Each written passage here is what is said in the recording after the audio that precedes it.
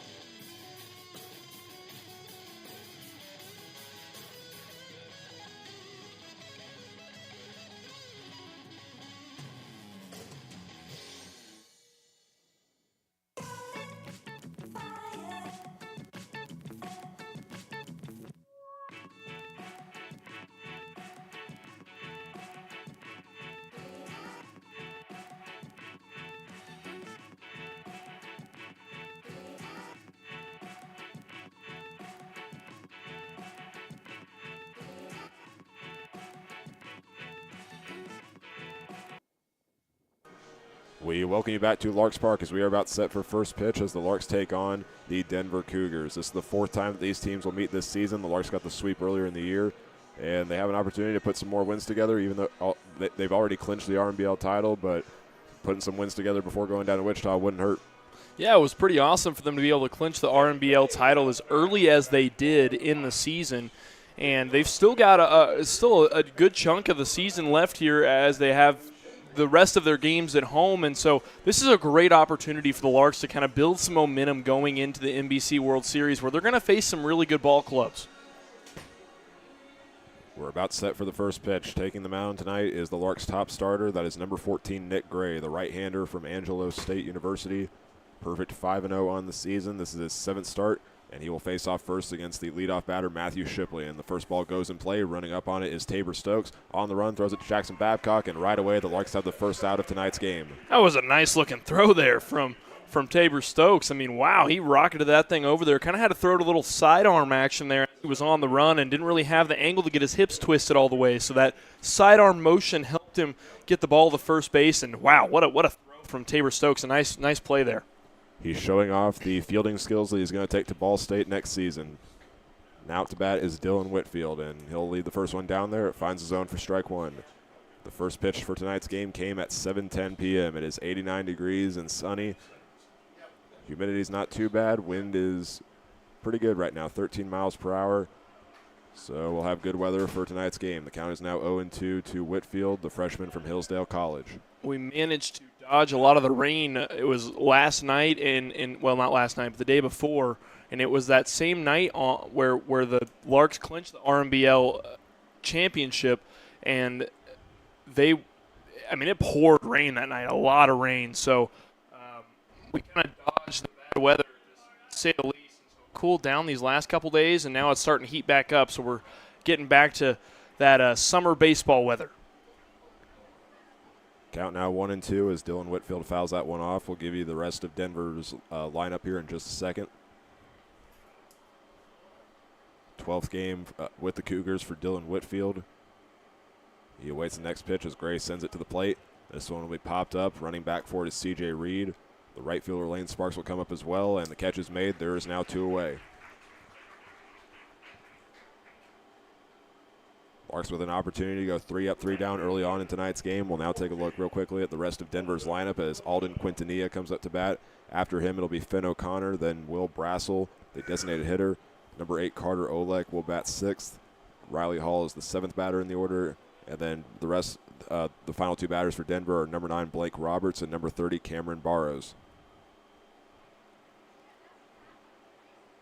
Gray sends the first ball to the plate, and it misses outside for ball 1. Well, nice little show of sportsmanship there by Alden Quintanilla behind home plate. He shook both the umpire's hand and the catcher's hand. That's always a kind of a sign of respect whenever that happens. There's not a lot of players that will do that in today's game still, but there are still that select few that really try to make an impact on both squads and really are here for the greater good of the game. Always great to see stuff like that. Gray's next pitch will be fouled off by Quintanilla, tying the count up 2-1. Here is the Larks defensive alignment tonight. Trent Baker will be playing in left field tonight. Next to him is Caleb Duncan in center field, and then the right fielder tonight is number 8, Lane Sparks. Thomas Lissy will be at third, Jackson Babcock at the other corner at first, and then Tabor Stokes and C.J. Reed are at their usual spots at shortstop and second base. Swing and a miss right there. Quintanilla is now facing an even count at 2-2.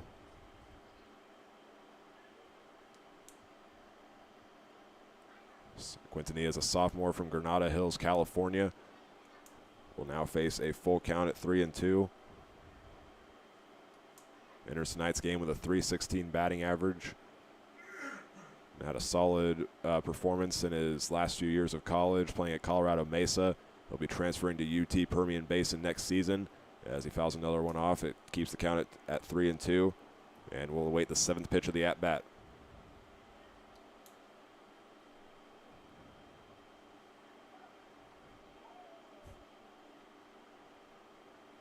Cougars trying to avoid a 3 up, 3 down inning. Nick Gray does very well at the plate against the batters he faces, a .139 opponent batting average. And right there, Quintanilla will head down to first base as he walks, leaving that one once again high and outside. Well, kind of a rare walk for Nick Gray. As you mentioned, he's one of the better Larks pitchers in this pitching staff, so kind of a little bit uncharacteristic, but still he's still in a very comfortable position here as they already have 2 outs here in the the top of the first. It's actually walk number 4 on the season for Nick Gray. Next batter up is the shortstop for the Cougars. That is Finn O'Connor. Listed on their roster as number 6, but tonight is going to be wearing number 27 because from what we were told, he actually forgot his jersey, so he will be wearing 27 for tonight and likely for the rest of the series.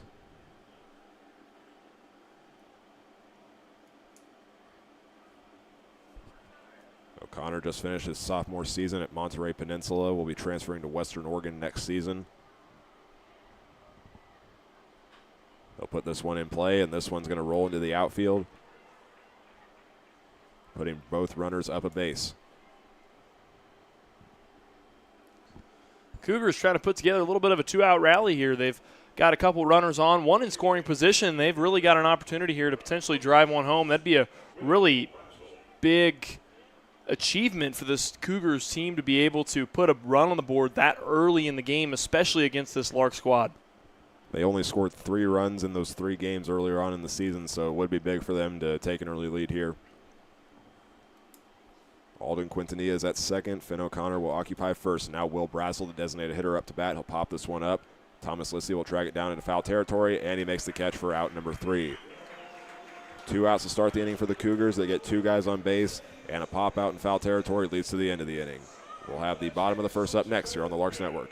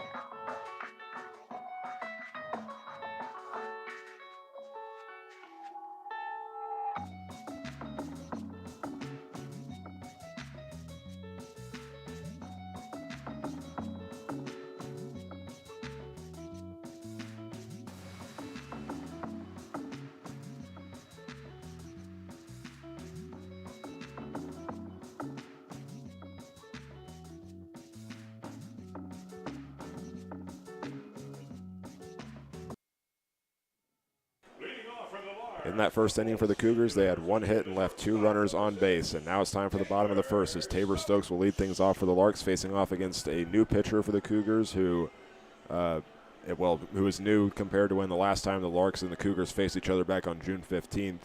It is Jason Fink, the junior from UC Colorado Springs, who is originally from Gillette, Wyoming.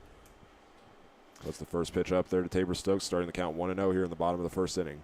Well, and you see a lot of these squads that if they struggle the first half of the season, they try to add more additions to their roster, and this is an example of that here with the Cougars. This one's put in play to the shortstop O'Connor, and Tabor Stokes is out at first base. With 1 away, that takes us to Lane Sparks, and we'll run down the rest of the Larks order. Trent Baker is batting third, playing in left field tonight. The 4th batter in the order will be number 5, Jackson Babcock. Two returners in the lineup tonight. Number 21, Lorenzo Rios is 5th. Number 12, Caleb Duncan is 6th. Wilbert Espinal will be tonight's 8th Street Liquor Beverage batter. He is 7th in the order. And Thomas Lissy is batting 8th and C.J. Reed 9th. So Lane Sparks up to bat. 2 base hits for him in the last game against Liberal.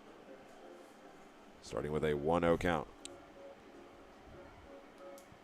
He's a very talented hitter himself, averaging .394 on the season, the team leader in batting average.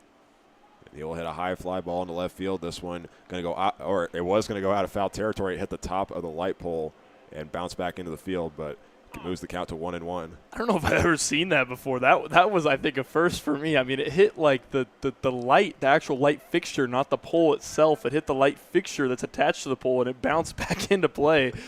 That'd be really interesting if it's like volleyball, where if it hits the ceiling, they keep playing. That'd be kind of a interesting rule to see how that would play out.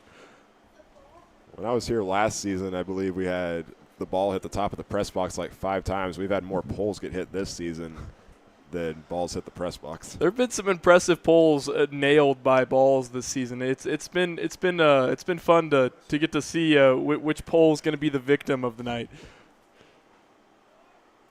Next pitch low and inside, making a 3-1 count to Lane Sparks. Along with those 2 singles against Liberal, he was also walked, so we'll see how he approaches the 3-1 as Fink delivers, and this one will be fouled out of play. Full count to the right fielder. Fink has been an impressive player for this Cougars team so far early on in the season. He's only played in 3 games, which have all been starts. Has the least amount of walks and hits per innings pitched, but he will walk Lane Sparks on a full count. And for Sparks, that will be the 25th time he's been walked this season.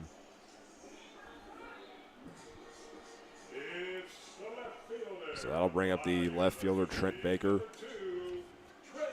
He's another returner in the lineup tonight. He was a relief pitcher against the BJs. He pitched 1 1/3 inning and didn't allow a hit or a run, which was very key for that type of game where Liberal was able to keep it close, and the pitching did their part late in the game. You had Dalton Campbell and Jordan Stribling did a good job early on in the start, and then the final 3 pitchers, Trent Baker, Adrian Nahar, and Julio Ramos, pitched no runs allowed for the remainder of the game. Well, they certainly went pretty deep into their pitching arsenal for that ball game, and it was rightfully so, as it was a very close contest, only ending in a two-run lead for the Larks. I mean, that's a really close win for this Larks squad that's run-ruled many a team this season. So certainly not familiar territory, I guess I should say, for this Larks squad. It's a 1-1 count to Baker. He'll foul this one off into the parking lot of doom. He faces a 1-2 count. Still just 1 out. The runner at first is Lane Sparks. Jackson Babcock is on deck.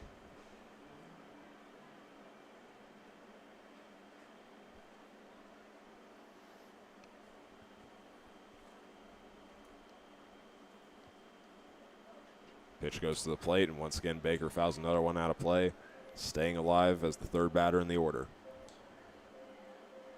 Well, Baker's pretty talented at coming through for this Larks squad, especially whenever there is players on base. He's the home run leader on this team, tied with another player, Dylan LaRue. He's got 6 home runs on the season and 37 RBIs.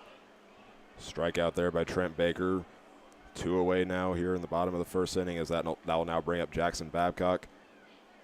Yeah, Trent Baker kind of chirping back to the umpire as he wasn't very much on the same page with the umpire on that call. He didn't think that ball made it into the strike zone. It was pretty close. It was on that outside corner that wasn't sure if he had hit the zone or not, and Trent Baker didn't think so.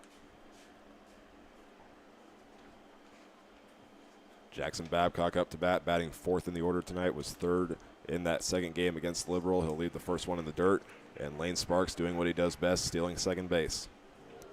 Sparky strikes again. He's always picking up extra bases on the base paths for this Larks team.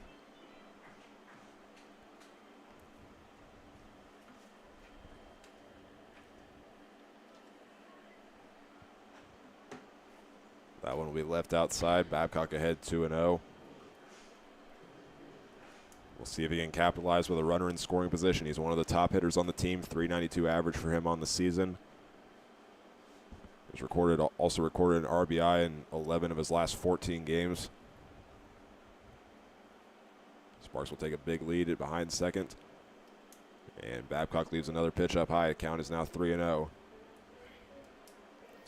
Well, and Babcock has been walked the most out of anybody on this ball club. 32 walks for Jackson Babcock on the season. He sees the zone so well. He's so disciplined at the plate. And pitchers are quite frankly scared to pitch to him because of how talented of a hitter he is. Sparks will run down to third base, and that one will be called a ball. And Sparks is safe at third. The Larks have runners at the corners with 2 away. I think Lane Sparks dove for that base probably 2/3 of the way to the bag. I have never seen someone slide from that far out. That was quite a dive from Lane Sparks to dive into third base like that. It was a much needed base for Lane Sparks, as now the Larks are now just 90 feet away from scoring a run here in the bottom of the first. Lorenzo Rios returning to the lineup now will be the next batter up.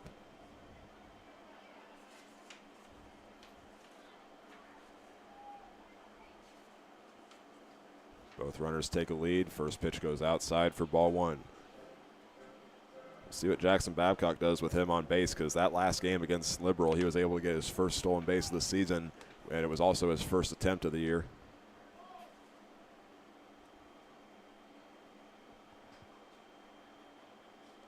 Fink sends the ball to the plate. That one catches the high part and moves the count to 1-1.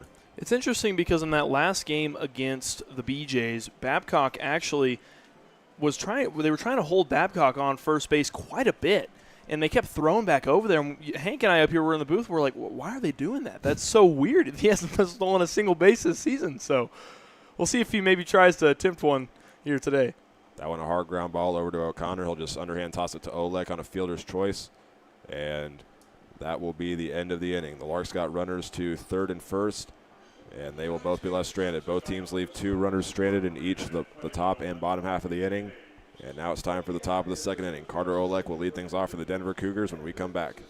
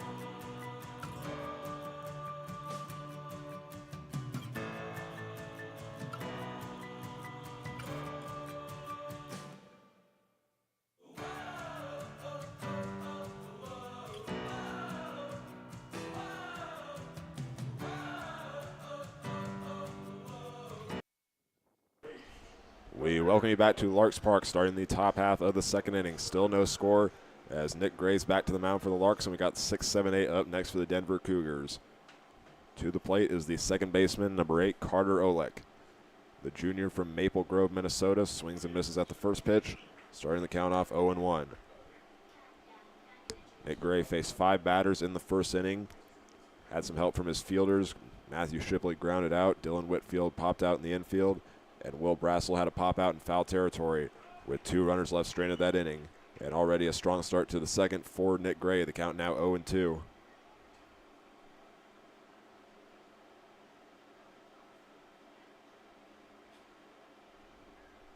Rios positions his glove down low. This one goes inside and moves the count to 1-2.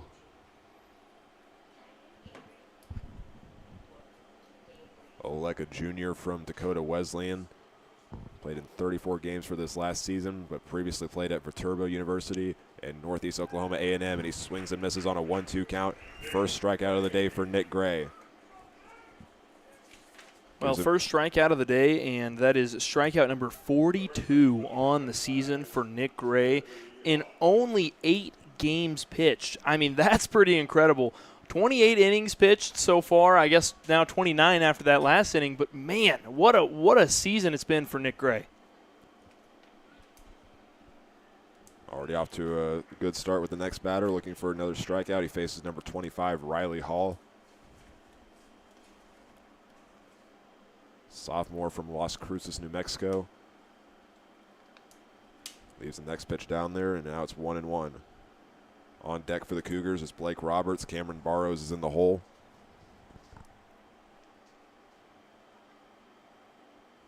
Gray delivers the pitch, and it goes outside to tie the count up 2-1.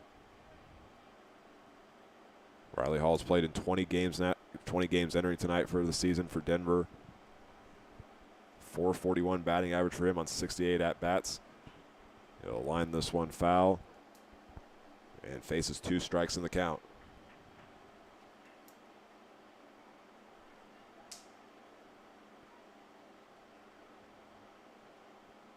Rios wants another one outside. Gray delivers the ball to him, and it goes low and outside, and it's another full count. Tried to find that bottom left-hand corner, I guess bottom outside corner for baseball terminology, but couldn't quite sneak it into the zone. He was really close, though. Gray delivers the payoff pitch, and that one misses up high. Another walk, second of the game as Riley Hall heads to first base.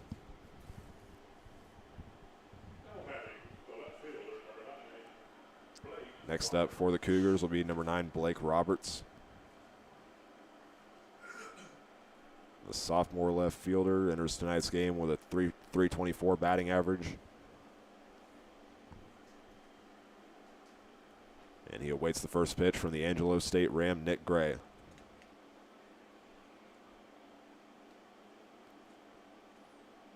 First one gets to the low outside corner and starts to count off 0-1 as Gray speeds up his motion, working with the runner on first base, Riley Hall. When he's pitching out of the stretch now, and that's just so that that runner doesn't have more time than Nick Gray wants to allow to be able to steal.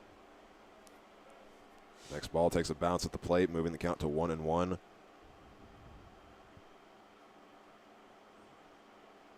Blake Roberts has one of the top slugging percentages for this Denver team, .618 on the year.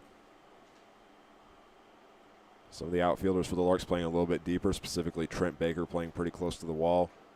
As it's a swing and a miss, Roberts is now down 1-2. It was a nice looking pitch there, had some nice motion on it, was able to drop that one right into the top of the zone and forced him to swing on that pitch.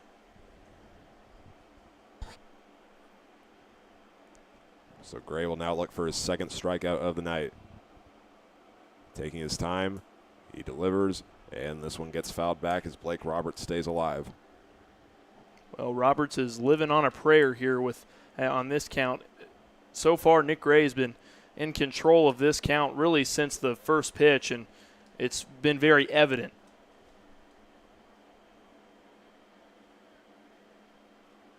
We'll see where Gray decides to put this one. He kicks and deals, and this one will be a ground ball over to Thomas Lissy. Throws it over to C.J. Reed, chance for a double play, and the Larks get it as they throw it over to Jackson Babcock. It's a 3-up, 3-down inning as they get the double play. Riley Hall at second and Blake Roberts at first. Larks will have Caleb Duncan, Wilbert Espinal, and Thomas Lissy up next when we come back here on the Larks Network.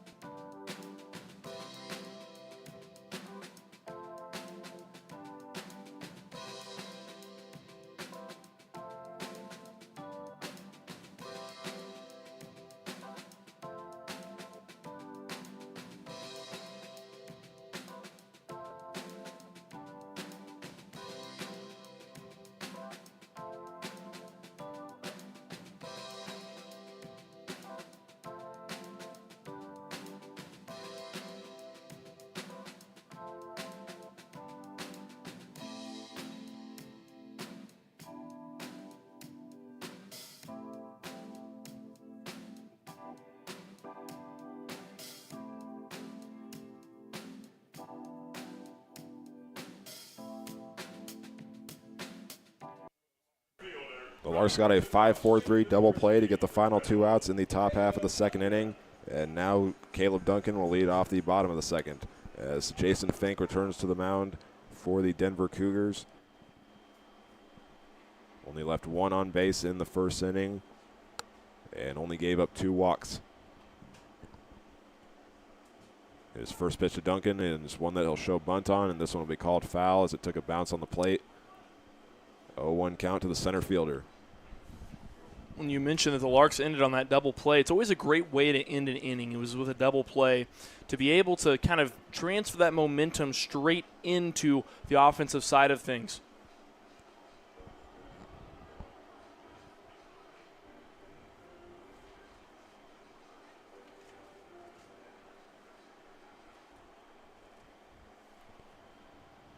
Next pitch goes to the plate. This one will go right up the middle, and it's fielded by Fink.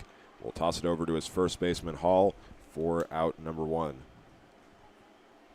Some pretty solid reaction time there from Fink. That wasn't the easiest snag to make there for him. It's always hits like that teams manage to get hits on, and Jason Fink made a strong effort and was able to get the first out. That takes us now to the 8th Street Liquor Beverage batter, who is in the designated hitter spot tonight, Wilbert Espinal. He'll lead the first one on the inside part of the plate, but it found the zone. Count is 0-1. Jason Fink is again a new pitcher for this Denver team, his 4th start of the season since joining them, which was after the Larks' most recent matchup against the Cougars on June 15th. He's had a solid year so far after playing for UC Colorado Springs.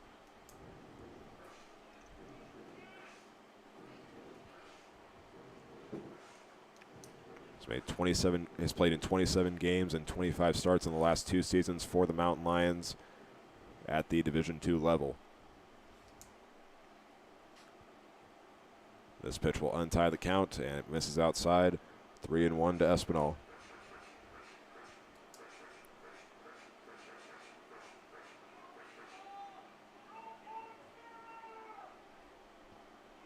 Some of the infielders playing closer to the grass as this one gets put in play down the third base line. Fielding it was Shipley. A long throw over to first base. Is it in time? They're going to call Espinal out at first base. A very close play, but that was an impressive throw by Shipley, fading away from the first base bag as he made the play in foul territory, able to throw it over to Riley Hall in time and get the second out. Out or not, that was an incredible play. I would be giving him props right now whether he made that throw there in time or not. That was an incredible throw. He had to field that ball right next to that foul line down the third baseline. And as you said, he had to fade away. It was almost like a fadeaway jump shot, but it was a throw. I've never seen something like that. That was an incredible throw there from the third baseman. Larks send the incarnate word Cardinal Thomas Lissy up to the plate, starting with a 1-0 count. I don't think I ever ran down the Denver Cougars defensive alignment tonight, so I'll go ahead and do that real fast as the count is 1-1 to Lissy.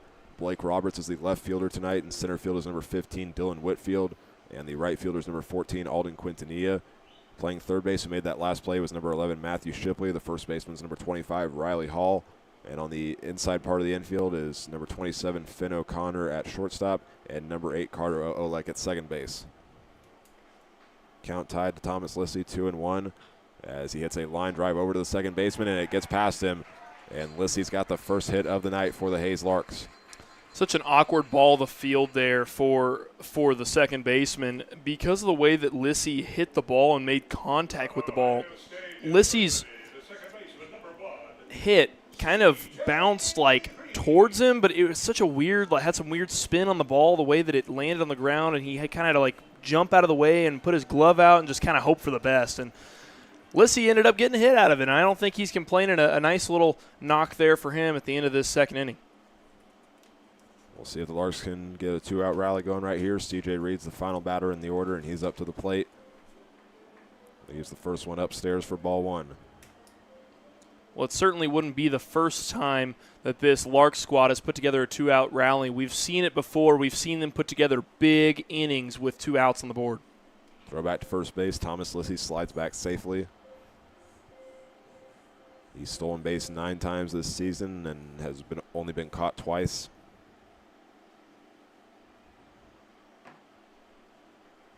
Throw back once again. Again, Lissy sliding back.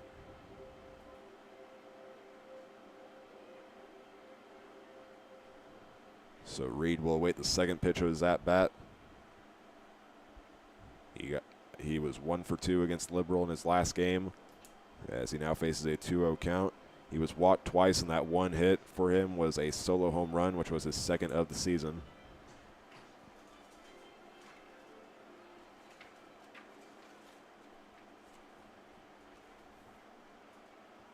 Fink delivers and puts another one up high. Reed is ahead 3-0.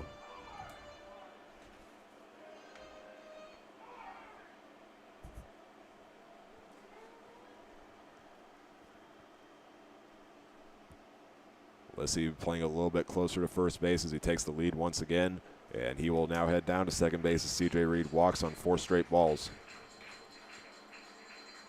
Well, it's the top of the order now for the Larks. This is a pretty good spot to be in if they're trying to put together a 2-out rally, especially now with runners on first and second. Larks have got another chance here to maybe put some runs on the board early in this ball game. We've seen them do it before where they put runs on the board early in the ball game, and then everything just snowballs from there. It is pretty much total domination if the Larks get enough runs on the board at the beginning of the game. It just becomes their ball game, and it just seems like they get a different level of confidence. With 2 runners on, the Denver Cougars will have their first mound meeting of the night as their head coach, Mark Carullo, goes to the mound for a quick talk with Fink. It's probably just to calm him down and just say, we just need 1 more out. Don't worry about the guys on base. Just focus on Tabor Stokes because the Larks are back to the top of their order now.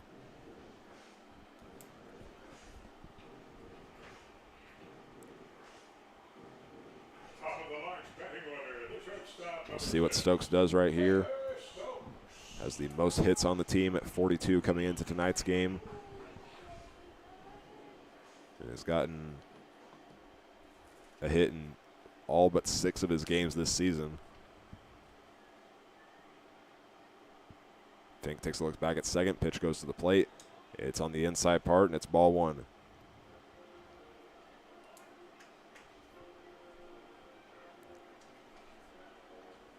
The runner at second is Thomas Lissy. Over at first is C.J. Reed. Second time tonight the Larks have gotten a runner in scoring position. The last one was Lane Sparks, who made it all the way to third in the first inning. After being walked, he stole 2 bases, but will be left stranded.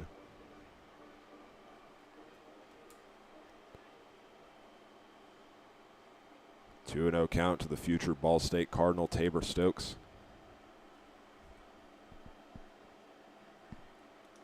And he'll hit this one back up the middle. It's fielded by the shortstop, Olek. And once again, the Cougars are able to end the bottom half of the inning with a fielder's choice to second. And that will retire the side. When we come back, the Denver Cougars will send their final batter up to the plate, followed by the top 2 batters in their order up next.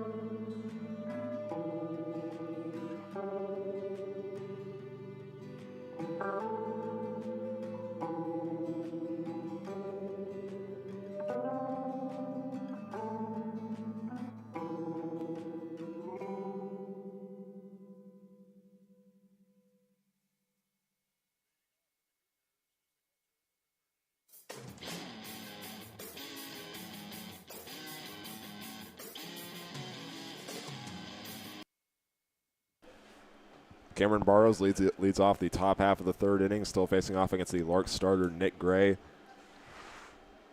In the top of the third inning, the count 1-0. As Cameron Barrows playing in his 11th game this season for the Cougars. Kind of plays all over the field, listed on their roster as a catcher, a pitcher, and a first baseman. He is behind the plate tonight and faces a 2-0 count in his first at-bat.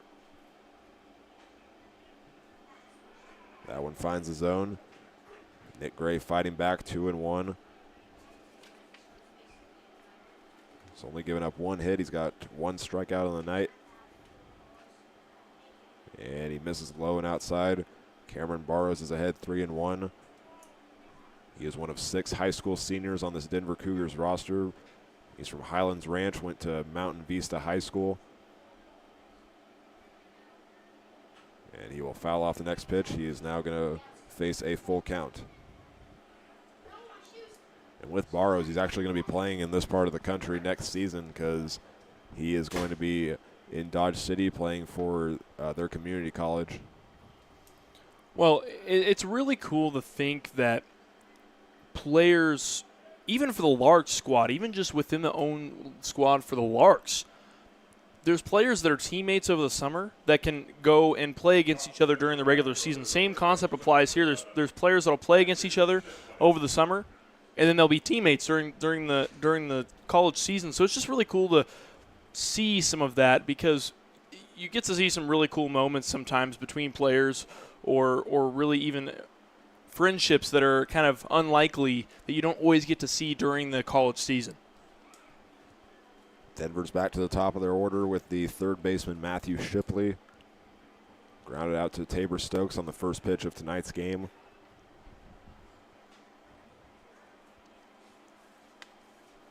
And the second pitch to him just misses on the outside corner. 2 balls in the count. Working with the runner at first base, Cameron Barrows.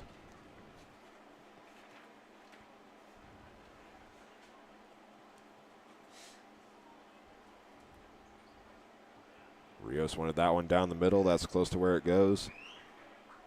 Ties the count up at 2-1.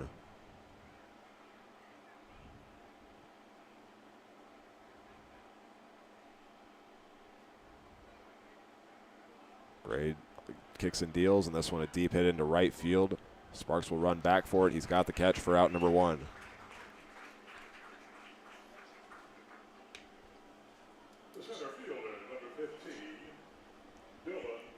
With one away, that brings up number 15, Dylan Whitfield. From Highlands Ranch, Colorado. Played his freshman year at Hillsdale College.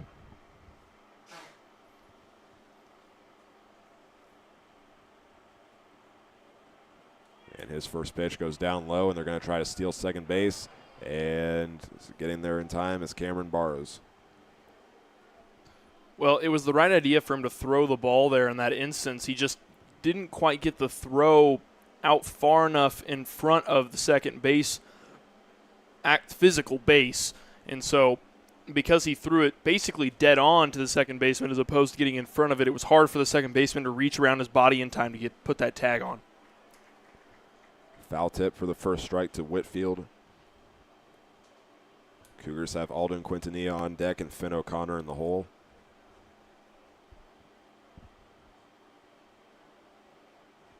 Gray delivers the next pitch, that one low. And once again, it's a tied count for the Cougars.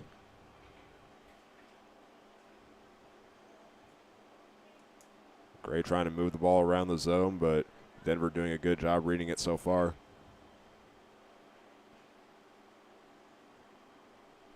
Gray looks at Barrows at second. This one's put in play over to Tabor Stokes. And over to first base to Babcock. There's 2 away. But Denver sends a runner to third, trying to take the first lead of tonight's game. Yeah, and Stokes took a look over to third base to see if he might have had time to try and throw it over there. But it was smart of him to just go ahead and go for the sure out in that instance because when you have one out already on the board, if you get one more out, you're at 2 outs, and now it's difficult for the Cougars to drive that guy in off of third base with just a pop fly as opposed to now they're forced to have a base hit to score in this inning. And they made the right decision to go for the steal because what I'm assuming happened was they told the batter to hold. Once the steal was, once they had the steal, they said to start taking swings and trying to put it in play.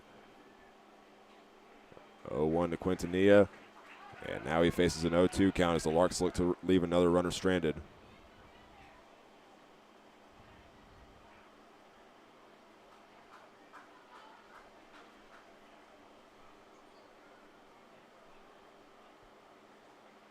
To the plate. Misses up high as Rios comes out of his stance. 1-2.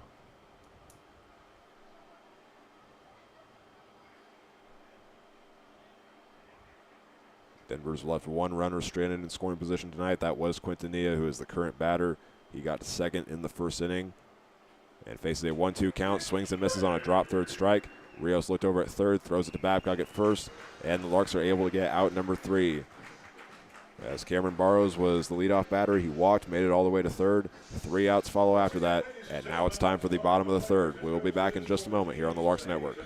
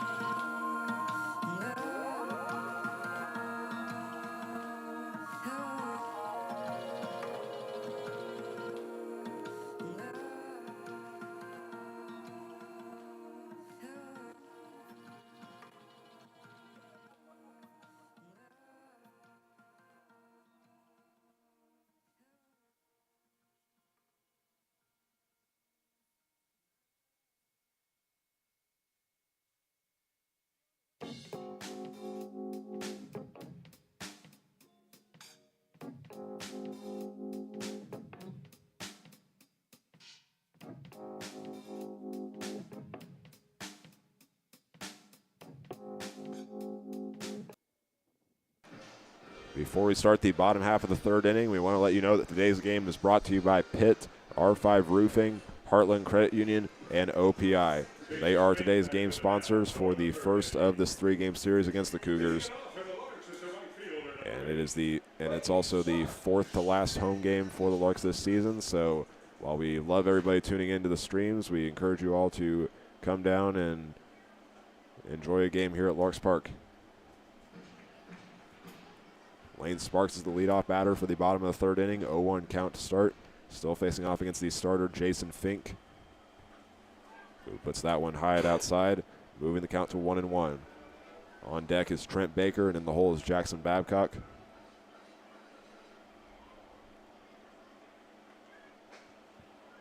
Another one misses outside. 2-1 now to the right fielder, who was walked in the first inning on a full count. Sparks also made it all the way to third, stealing 2 bases that inning, but would be left stranded.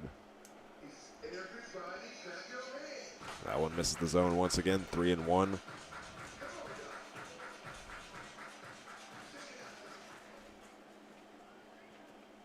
As Fink delivers to the plate, Sparks takes a swing at it and misses. He once again faces his second full count of the night.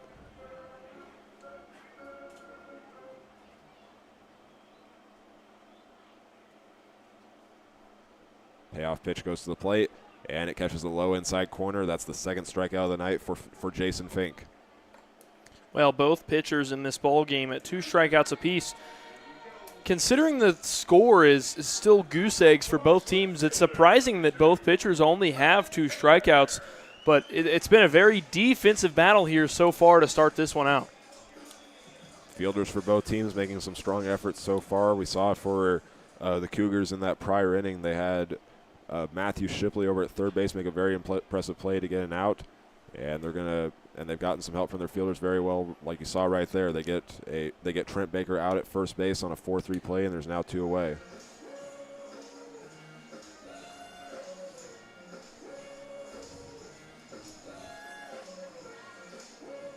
Jackson Babcock comes up to the plate for the second time tonight, trying to keep the inning alive.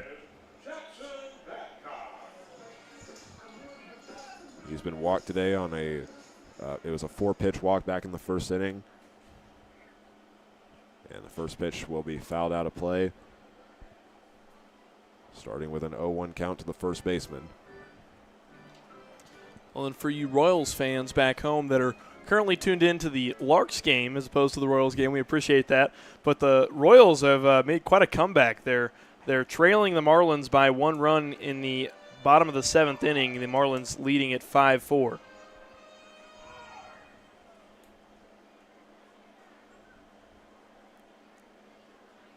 One pitch on the way. Changeup just misses the zone on the outside. 2-1 to Jackson Babcock.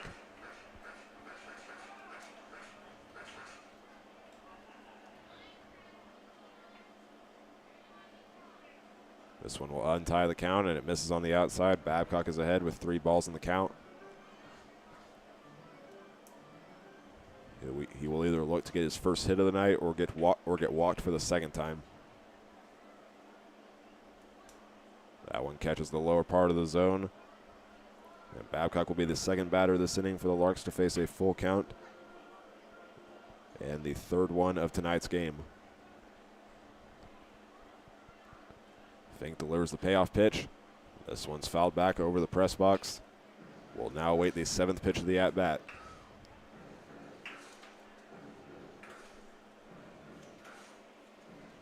I'm still surprised we haven't had a ball land on top of the press box yet this season. There's been a couple that have been really close, like that one had a chance to, but still nothing this season. Babcock takes a ball on that next pitch, and he will head down to first base as that now brings up Lorenzo Rios.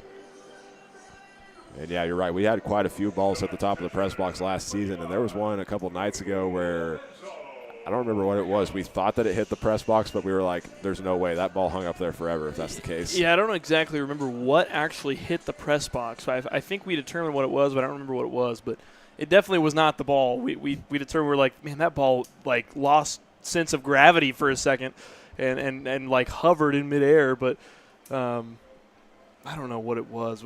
We just heard some random bang, and so I don't it's hard to say what that was. Guess we'll never know.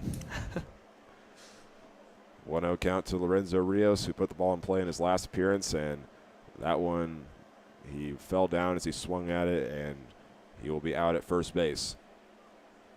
So the Larks once again leave a runner on base that inning. And now it's time for the top half of the 4th inning. And when we come back, it'll be the middle part of Denver's order, and Eli taking over the play-by-play duties.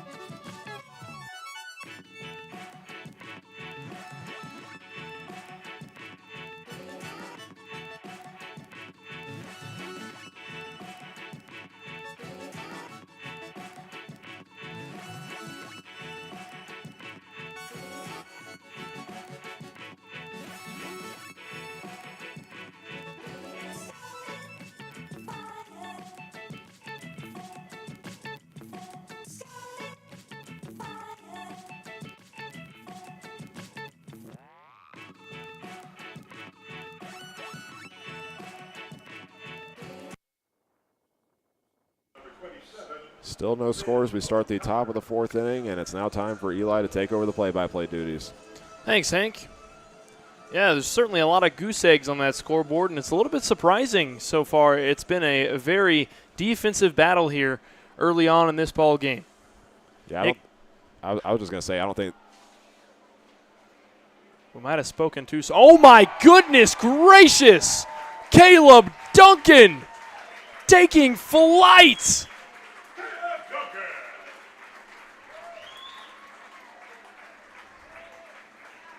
My goodness!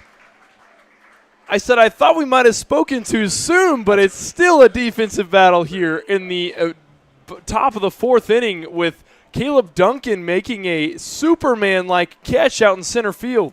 That's why I stopped the middle of my sentence, but you see it right there once again. Caleb Duncan's quickness and his abilities as an outfielder, he makes an incredible play for the first out.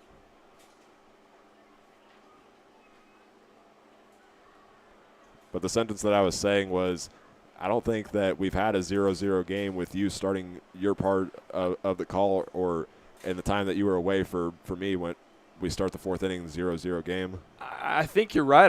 It's certainly not somewhere where we've seen a lot of this season, if at all. The 1-1 pitch to Finn O'Connor. Excuse me, that is Will Brassel, the designated hitter. And he is thrown out at first base after the ball was fielded by C.J. Reed. So it'll be 2 down here in the top of the 4th inning.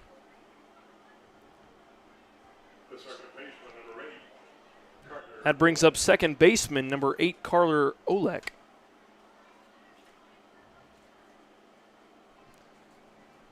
Two outs on the board. The first pitch to Olek is swung on and missed, and Nick Ray will start the count ahead, 0-1.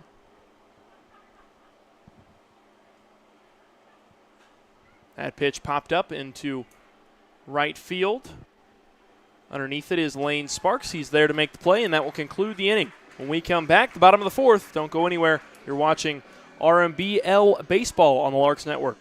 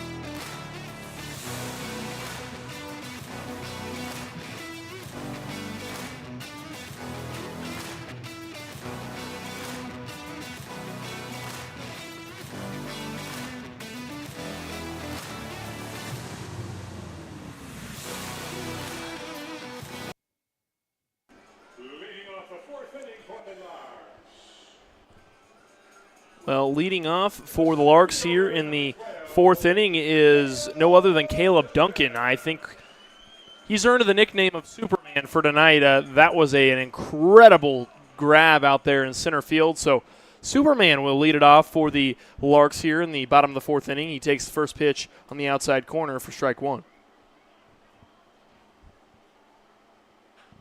That pitch hit hard down the first base line. Duncan's going to round first. He's going for extra bases. His helmet flies off. He slides into second base, and he's safe. A double for Caleb Duncan, a leadoff Superman diving out in the first half of this inning, and now a leadoff double here for Caleb Duncan in the bottom half of this inning.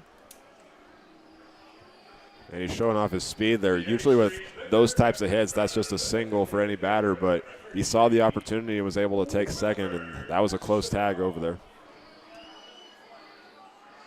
Well, I'm sure Duncan wasn't surprised he made it in there in time, as he is so speedy on the base paths. And you said it best, most batters, or I guess most base runners, are not going to get an extra base off of a hit like that. They're usually just going to stop at first base, kind of round the base, look and watch. Duncan wasn't even rounding it. He just took off. I mean, that guy had no doubt in his mind that he was getting to second base. That brings up the designated hitter, Wilbur Espinal, number 33 for the Larks. That ball's fouled way out of play and onto the top of the batting cages on the Larks dugout side of the field. So he will start out the count 0-2.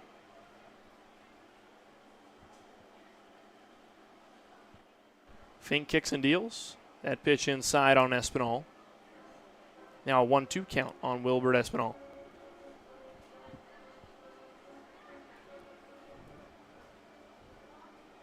Larks wearing their iconic blue as the primary color in their uniforms tonight. They've got white sleeves and white numbers along with white pants. Kind of a red outline, it appears, on the numbers in the back of the jersey. Fink takes a look back to second base. The 1-2 pitch is high on Espinal.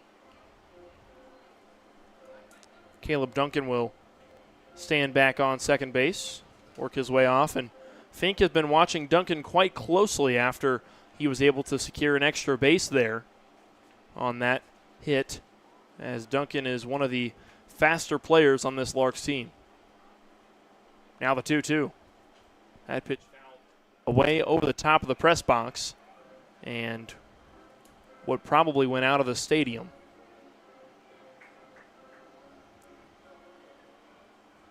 Still a 2-2 count on Espinal. Espinal typically plays right field for the Larks, and tonight he's batting in the 7-hole spot as a designated hitter. That pitch fouled away, and Espinal once again will be faced with a 2-2 count. It's his second appearance at the plate tonight, and it's one where he's got to take a different approach because he was faced with a 3-1 count in the first one. Now he's got to fight back because he was faced with 1-2. And now he's fouled off the last 2 balls since he's gotten the 2 strikes. And he's doing a good job at it. The 2-2 once again. Low and inside. Now a full count to Wilbert Espinal.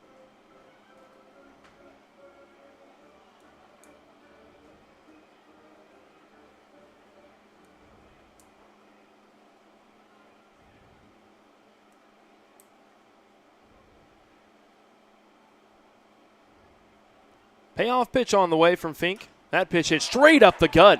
It hits Fink in his shin. Espinal will make it to first, and Duncan will score. So an RBI single for Wilbert Espinal. And Fink seems to be unfazed after being nailed by Wilbert Espinal, the 8th Street Liquor beverage batter for this Larks squad tonight. Caleb Duncan getting the first run of tonight's game. It was because that went off of the shin that he was able to do so, because I think that the second baseman, Olek, probably would have got to it if it didn't hit the shin, but it slowed the roll down and they had to run after it. So it's again, Duncan showing that he can get home on plays like that. Yeah, he kind of, I believe from what I could tell, Olek really read the ball pretty well, but because it came off of his shin, he was out of position. And so because he was out of position, he wasn't able to grab the ball as soon as he was anticipating, and which made it difficult for him to throw out Duncan at home along with Espinal on first base.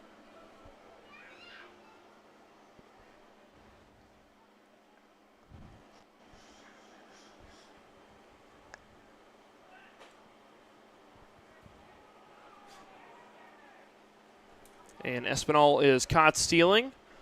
on his way to second base, so that will be the first out of the inning after securing the first run of the inning when driving in Caleb Duncan on the RBI single. Espinal really just didn't have a big enough of a jump there to be able to make it on that particular play, and that was kind of a routine throw there from the catcher.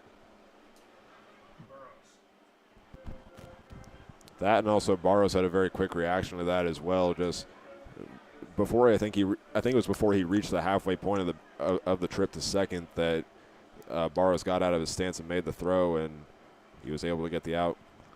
The 3-0 to Thomas Lissy is high and inside for ball 4, so Lissy will take a base on balls. One runner on, one out here in the bottom of the fourth inning. The Larks lead at 1-0. That brings up the bottom of the order for the Larks. That is second baseman, number 1, C.J. Reed.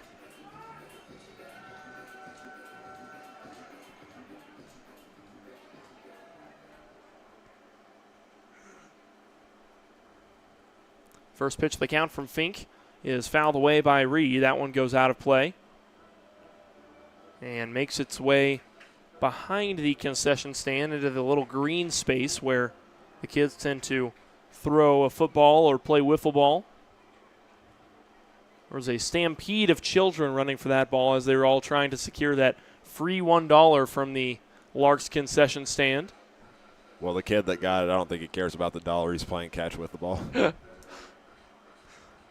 Well, in the wise words of Ken Winholtz, it's the Larks baseballs are not souvenirs. They are the property of the Larks baseball club, and so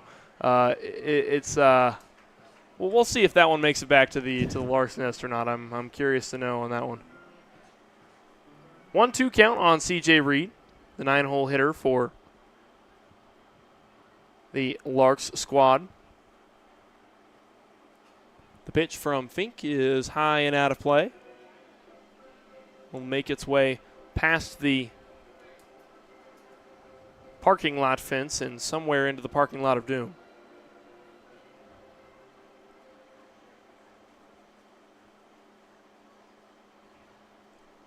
Fink looks back over to first. Now the 1-2. That pitch curving, just barely missing the zone. Low and outside. Now a 2-2 count on C.J. Reed. And he's gotten quite a few batters into that 2-strike position tonight, but the Larks start to read the zone a little bit better and try to avoid the strikeout. The 2-2 turns into a 3-2 now, as Barrows unsuccessfully was trying to frame the pitch there for the home plate umpire.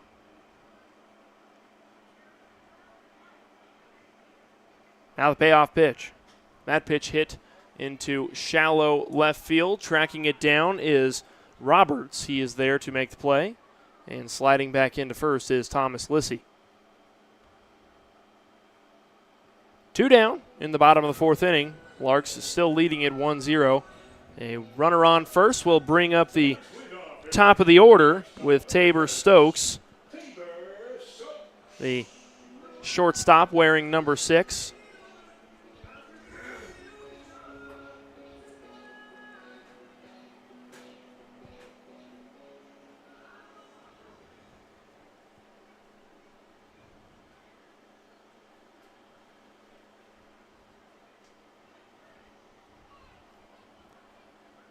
The first pitch of the at-bat is low for ball 1. You notice the infielders that are playing on the inner part of the infield, so your second baseman and shortstop are both playing pretty deep in the infield. They're pretty much on the grass. That pitch popped up into shallow center field, and actually will stay in the infield. And there to make the play is Finn O'Connor, and that will conclude the bottom of the fourth inning. The Larks find their way to the scoreboard first. They lead at 1-0 here on the Larks Network.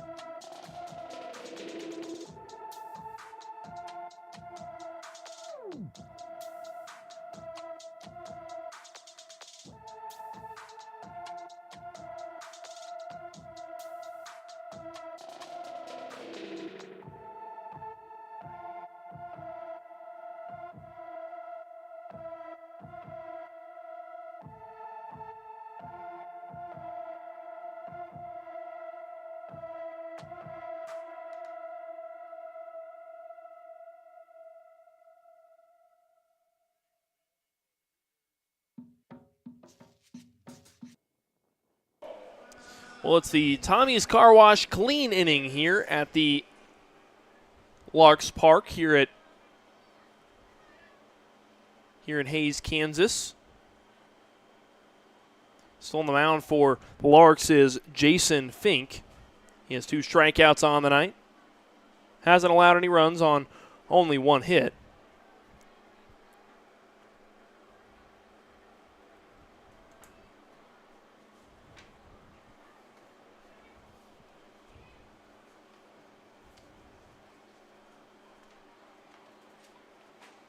The 1-0 from Fink. Excuse me, not Fink.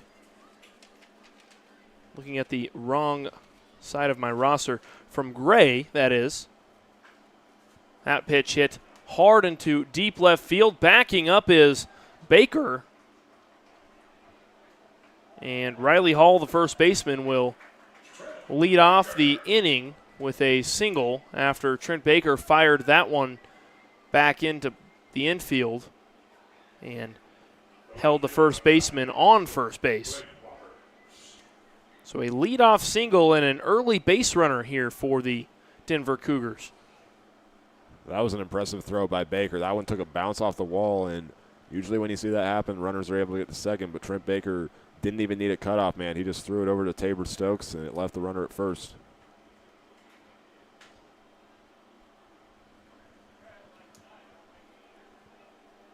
The first pitch of the at-bat to Blake Roberts, the left fielder, is low and in the dirt. Now a 1-0 count. Gray with 2 strikeouts on the night for the Larks. The pitch finds the zone for strike 1.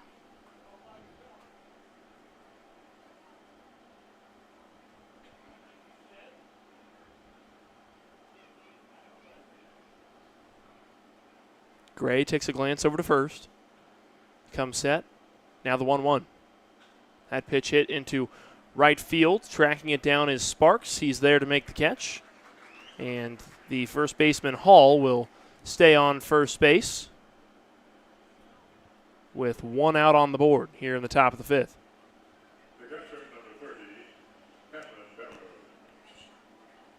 That brings up the bottom of the order for the Cougars. That is number 30, the catcher, Cameron Barrows.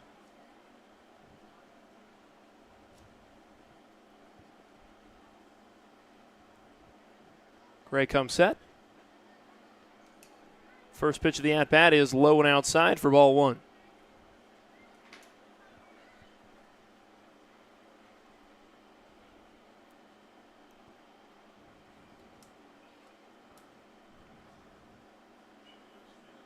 Now the 1-0 to the left-hander. That pitch finds the zone for strike 1. Now it's 1 apiece here to Burrows.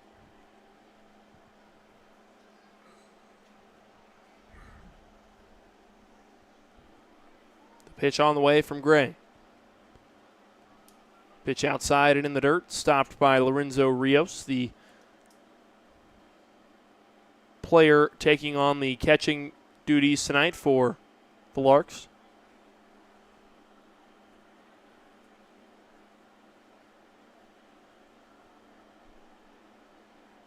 Now the 2-1. That pitch swung on and missed by Cameron Barrows, the catcher.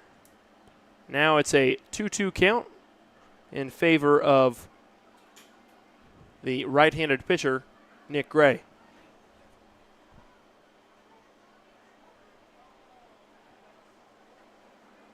The pitch. That pitch fouled away, kind of coming off the end of his bat, and he will live to fight another pitch.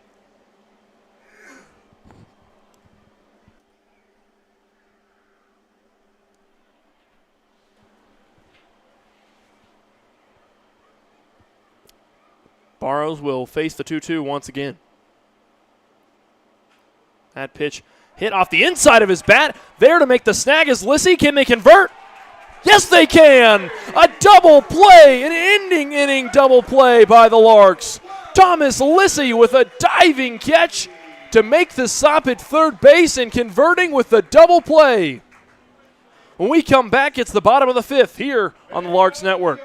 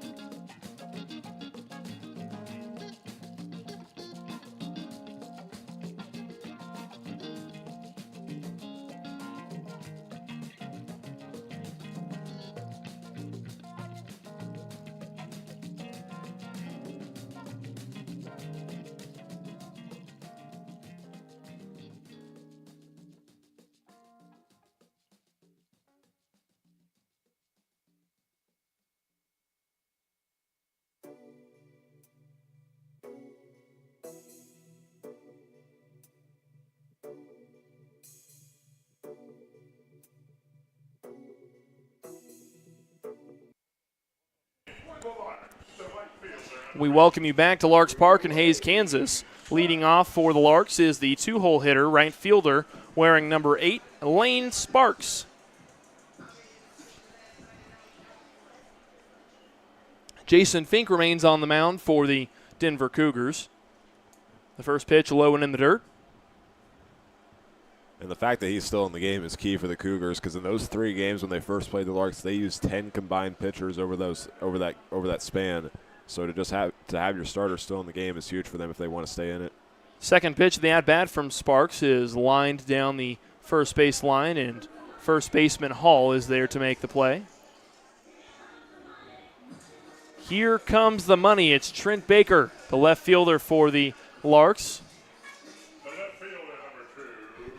And on the topic of Jason Fink, he's really had quite a night for really any pitcher coming into Larks Park and pitching a game going 5 innings that he has, almost 5 innings, as he's only allowed 1 run on now 4 hits after Trent Baker is able to second. He doesn't make it there on time. Baker can't believe it. As he jumps in the air off of second base, he is called out. He was going for extra bases, and he's taking his time to get off the field as he is not happy with the umpire in the infield. So 2 quick outs to start the inning here in the bottom of the 5th. Fink pitching out of the full windup. Jackson Babcock, the first baseman, up to the plate for the Larks. Babcock twirls his bat once. Now the 1-0. Pitch finds the inside corner for strike 1.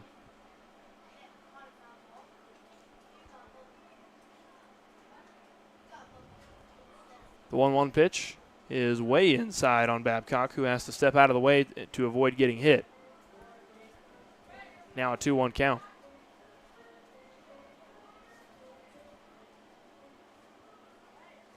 Delivery on the way from Fink. That pitch hit straight to Olek, the second baseman, who throws it over to Hall, who makes the final out of the inning, and it will be the top of the sixth when we come back. The Larks still leading it 1 run, 1-0.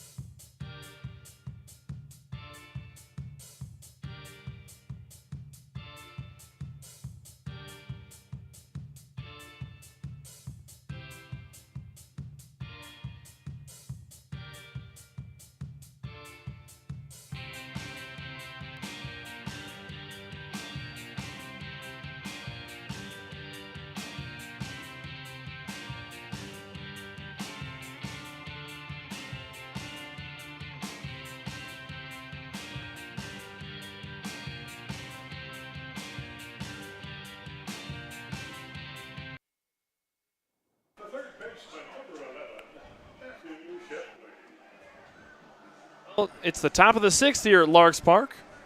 Leading off for the Denver Cougars is the top of the order, Matthew Shipley, wearing a number 11, the third baseman for them. And it's a pitching change for the Larks. It's number 23, Dylan Hill, into the ball game now. After Nick Gray went 5 full innings on 2 strikeouts and 2 hits on no runs. The first at-bat for Dylan Hill is a hit by pitch. Shipley will take a free base. And now with 1 runner on, it will be number 15, the center fielder, Dylan Whitfield. And I'd say this is the right time for the Larks to make the pitching change. You've gone halfway through tonight's game, and even though Nick Gray has done a solid job, the Cougars are now back to the top of their order. So with as close of a game it is, it's the right choice to bring a new pitcher in. That pitch hit right up the gut. There to grab it, and a double play, for that matter, from Dylan Hill after bobbling the catch. He kind of flipped it out of his glove into his bare hand, and I actually think him bobbling the ball made it possible for him to make that double play as he threw the runner out. That was Shipley out at first base, who really didn't have a choice on that kind of pitch. He had to run. He had no choice. He didn't know if that ball was going to land and play, and so Shipley was in kind of that in-between phase where he's like halfway there, halfway not there, and that's what a double play, I guess, for Dylan Hill, and what a way to do it. To be honest, I don't think the bobbling would have mattered because when you have to go to second on those types of plays, he had a quick first step off the bag, and there was just no chance for him.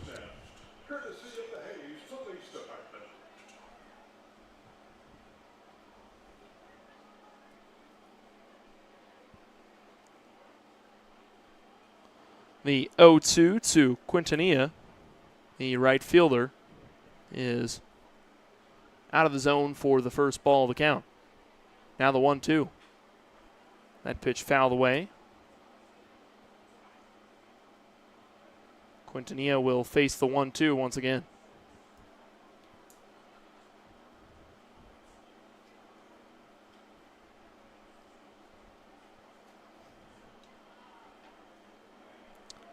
Hill pitching out of the stretch. Excuse me, the full windup. 1-2 from him. That ball hit to Reed. Reed is there to make a nice easy throw over to Babcock to end the inning. When we come back, it's already the bottom of the 6th. Don't go anywhere. You're listening to Larks Baseball on the Larks Network.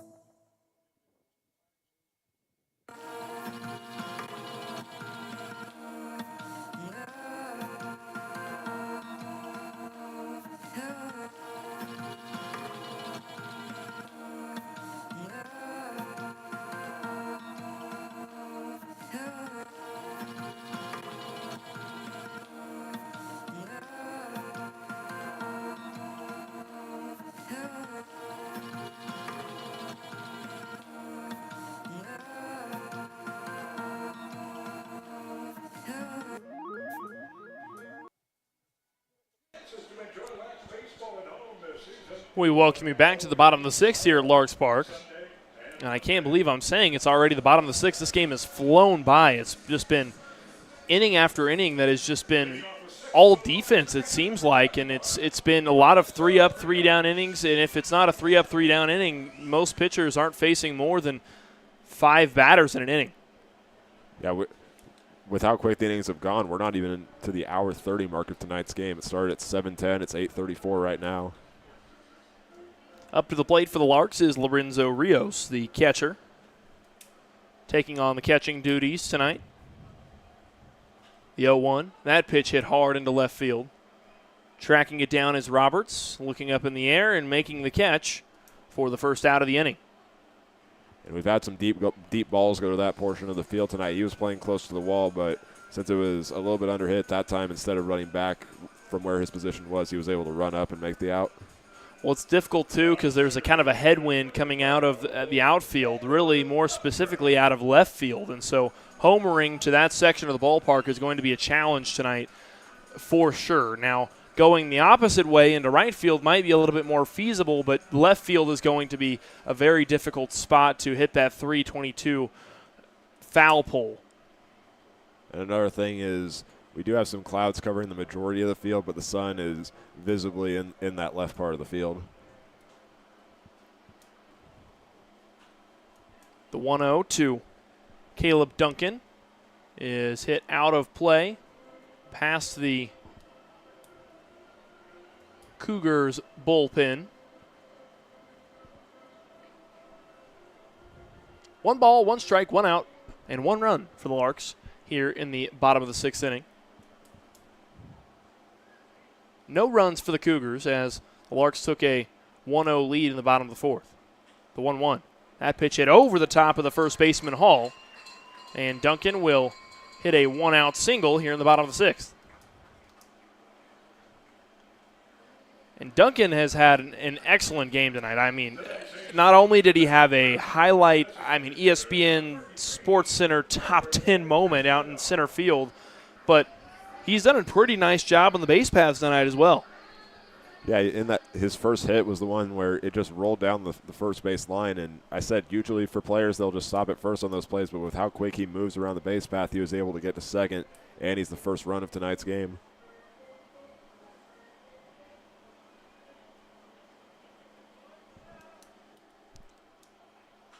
A new batter for pitcher Fink is Espinal. He'll hit the ball high into center field. That will be caught by Whitfield, the center fielder, and there'll be 2 down here in the bottom of the 6th inning.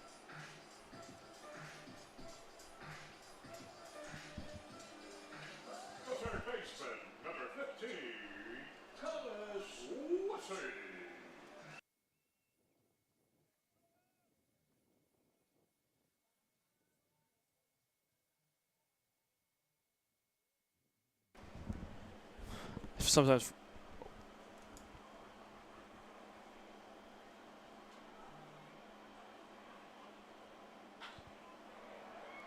Lissy will hit that one straight to right fielder Quintanilla, who makes the final play of the inning, and only 4 batters faced for Jason Fink there in the bottom of the 6th, and still a 1-run ball game. The Larks by no means in the clear here in the bottom of the 6th. When we come back, it's the top of the 7th, and the Cougars trying to make their way onto the scoreboard. Don't go anywhere. You're watching RMBL Baseball on the Larks Network.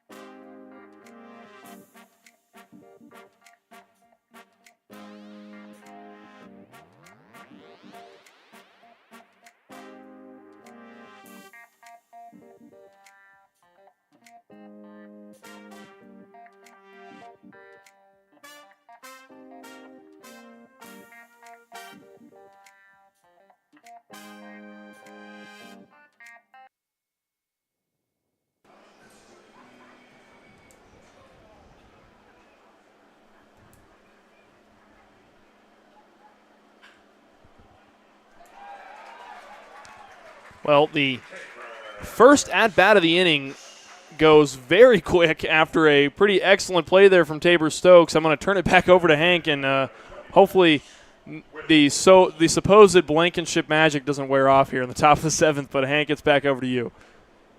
I wouldn't say anything has worn off yet because, well, you giving it back to me. It was still technically your call when that play was made. But we start the top of the 7th inning with 1 away as Finn O'Connor hits a line drive out to Tabor Stokes in the infield. The designated hitter, Will Brassel, now up, and on the second pitch of the at-bat on an 0-1 count, Babcock will wave off Dylan Hill, and he tags first base. 3 pitches and 2 outs to start the top of the 7th as that brings up number 8, Carter Olek for the Cougars. The junior from Dakota Wesleyan who played 34 games for them this season. I'm just baffled we've only seen 1 run in this game. I mean, seriously, only 1 run in 7 innings. That is unheard of here at Larks Park this season. It's been a rough season for Denver, but they can still put some wins together. you're in familiar territory playing on the road for the remainder of your season. So they're just going to try to put some wins together. I guess the positive part for this Cougar squad is they've seen a lot of the teams that they've already played. So for them playing a team like the Larks right now on the road, they've already been to Larks Park once this season. And so they know this stadium. They've been here. They've played this very talented Larks squad, so they're not unfamiliar in terms of where they're at right now. Hill's pitch to untie the count is going to be put in play. Over to C.J. Reed. He'll go on the run, throw it over to Jackson Babcock, and another 1-2-3 inning for the Larks. That is 4 innings in a row, and now it's time for the bottom of the 7th.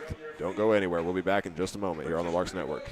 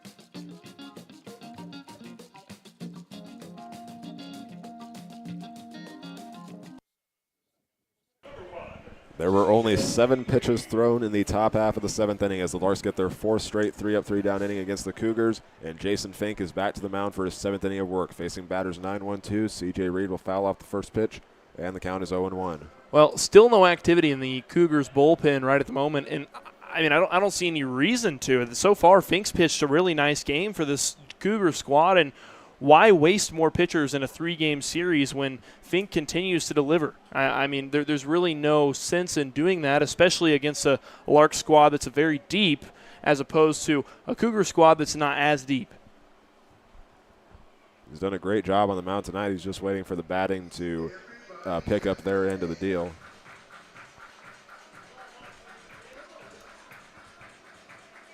Count tied up 2-1 to C.J. Reed. He's put the ball in play once and has been walked as well tonight. Now we'll go ahead with 3 balls on the count as that one misses on the outside.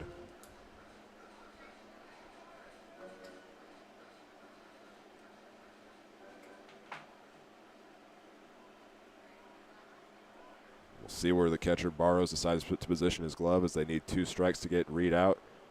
And that one goes on the inside. Ball 4, second walk of the night for the second baseman.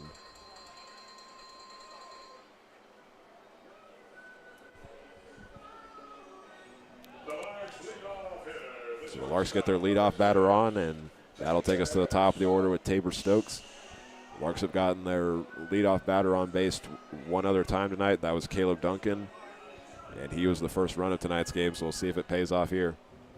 Well, for those wondering, those Royals fans in the YouTube live stream right at the moment, the Royals just went ahead in extra innings here in the it's in the top of the 10th inning right now after having a game-tying home run. They're leading at 7-5. This one we put in play, and it rolls into left field.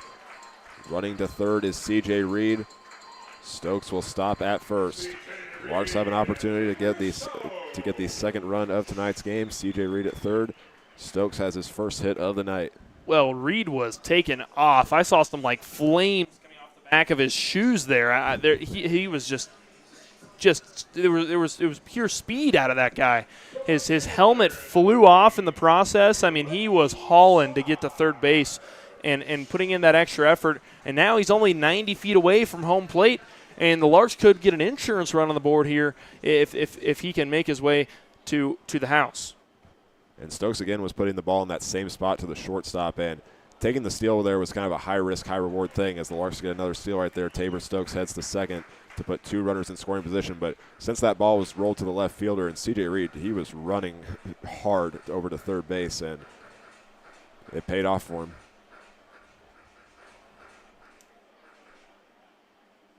One 1-0 count now to Lane Sparks.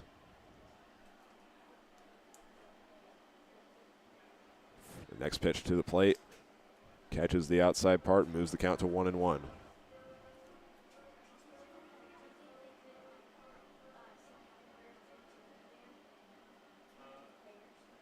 Still nobody in the Cougars bullpen as Fink delivers the next pitch. Swing and a miss. 1-2 now to Sparks. Just like the Larks pitching, Jason Fink has gotten a lot of help from his fielders. He's only gotten 2 strikeouts so far tonight, but has only given up 1 run. Next pitch will be fouled out of play by Sparks, and the count will stay at 1-2.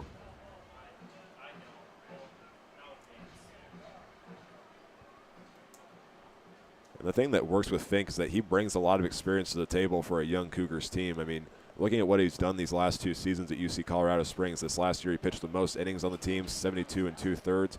He was second on the team in strikeouts with 50, and he was top 5 in his conference for ERA 2 years ago. He's certainly a very talented pitcher. He's been a nice addition to this Cougar squad, and for a team like when they take on a team like the Larks, you want to put your best foot forward for the Cougars and give them the best chance that they have to take on such a talented ball club like the Larks. And so far, Fink has done that. He's kept them in this ball game. We'll see if he can continue to do that for the remainder of this one. First out of the inning right there as Lane Sparks watches the ball go by on a 2-2 count. That now brings up Trent Baker. He is 1 for 3 on the night, recorded his first hit in his last appearance back in the 5th inning. It was one where he got to first, ran to second, and was tagged out. He will show a bunt, and it rolls back up to Fink and bobbles it, and sliding into home safely is C.J. Reed.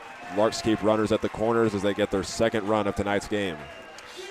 Well, I'm sure Jason Fink is not too happy about that particular play there. He really had it under control for the most part, knew what he needed to do, reacted where he needed to react, and just couldn't quite execute the play. The thought was there, the execution not so much, and now Fink's outing that had been really good and still is a really good outing is a little bit less comfortable position for this Cougars team as now they're trailing by 2 runs. Ball throw down to second base, and they're going to catch Trent Baker at second.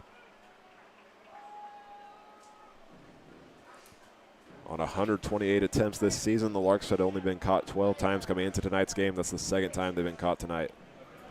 Well, and Baker wasn't very happy with that call as he kind of slammed his helmet down into the turf there of the infield.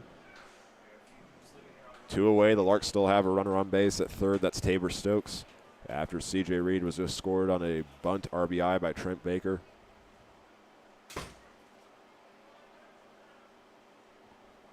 Fink delivers the 1-0, and it misses inside. Two balls in the count for Jackson Babcock. Something that I'm now realizing is this pitching matchup between Jason Fink and Jackson Babcock is a battle between RMAC rivals, with Fink being from UC Colorado Springs and Babcock from Colorado School of Mines. As he fouls that one off, it moves the count to 2-1. It went out of play next to the Larks dugout.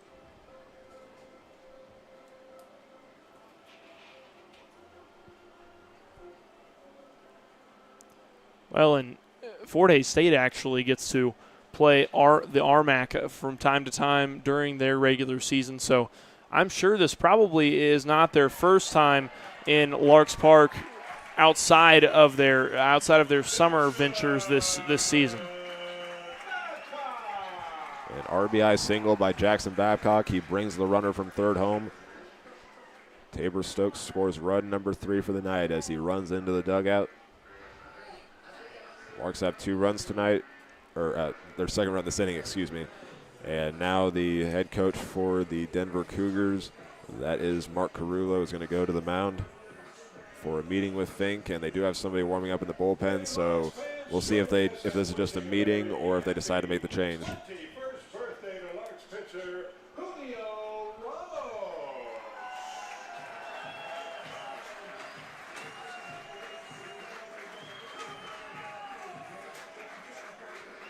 Netting's in the way, so we can't quite see who the pitcher in the bullpen is right now for the Cougars, but they are going to keep Jason Fink in the game. And now Lorenzo Rios makes his 4th appearance at the plate tonight.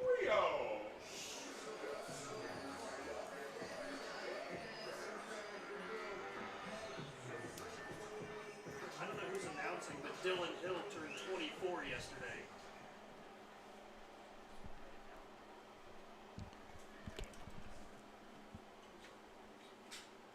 This one will go over the head of Fink. Running up on it is the shortstop O'Connor.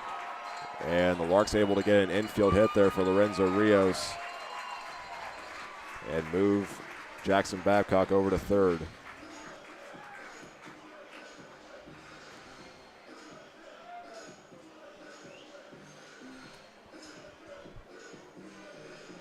I believe they will rule that one as a hit. But the Larks will put in a courtesy runner now as Rios goes out of the game. That courtesy runner is number 4, Brady Kreitzer, and Caleb Duncan will return to the plate.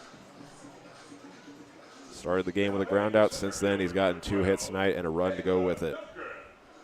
As the Larks starting to get on a roll right now.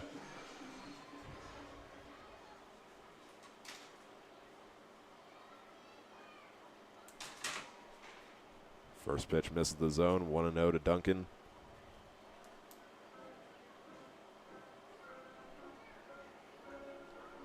Working with runners at the corners, Jackson Babcock at third, Lorenzo Rios at first.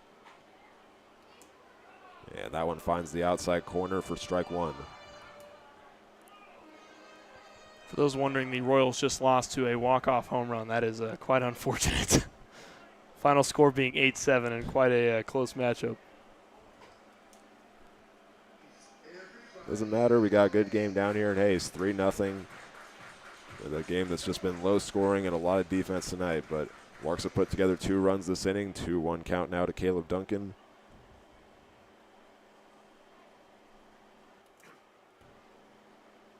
Next one misses down low, 3 balls in the count. Larks have the opportunity to get the bases loaded with their designated hitter on deck, and 2 away.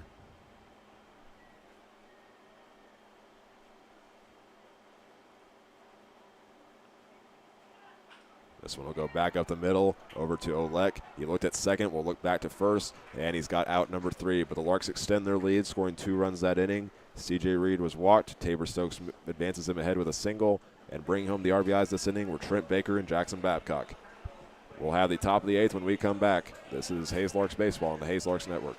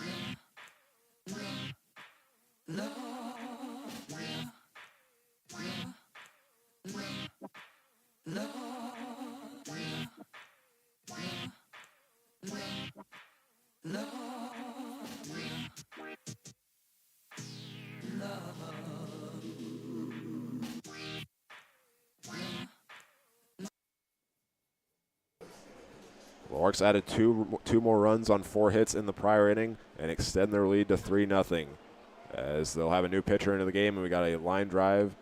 This one will land in foul territory. It was a deep hit there to the 319 mark by the leadoff batter, Riley Hall, but it went out of play.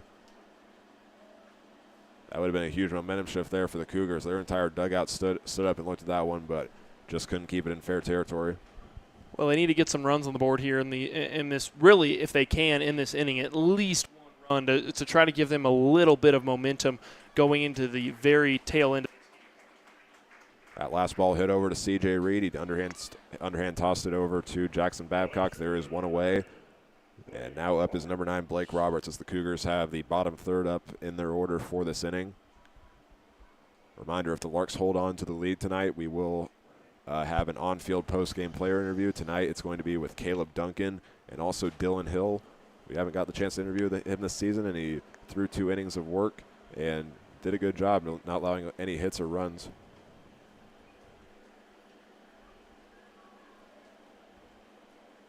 One-0 count to Blake Roberts. Again, the new pitcher in the game now is number 20, Seth Lee. Just recently changed his number after starting the season as number 16. But this is his 5th appearance on the mound this season. He's also made 2 starts on the year. Enters with a .273 opponent batting average and 10 strikeouts on the year. Swing and a miss there by Roberts, moves the count to 1-1.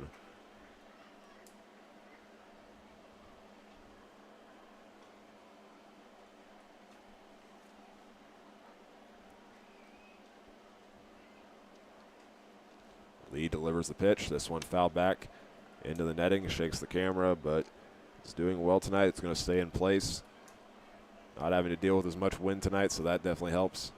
Certainly keeps the wind out of the way of the camera. We were having to battle that on our last game that we had against the BJs when they were in town, and that was a constant battle. Especially the rain was starting to come in too, and that was a whole nother element we were having to kind of contend with while we were down there. Second out of the inning right there as Seth Lee puts it on the outside, swing and a miss for Roberts. And the Cougars now face 2 outs as they'll send their catcher Cameron Barrows up to bat. Just the 3rd strikeout of the night for the Larks. Cougars have done a good job making contact with the ball, but Larks fielding has stepped up big time for their pitchers.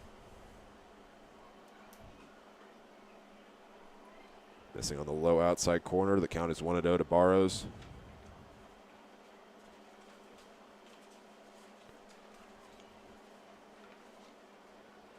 Another one in the low part of the zone, puts 2 balls in the count.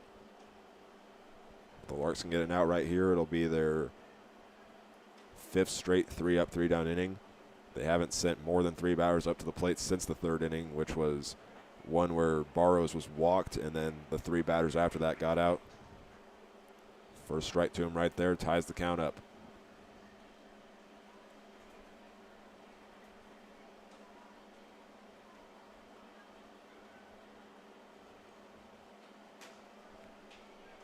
Lee puts that one on the outside part of the plate. Cameron Barrows is ahead 3-1.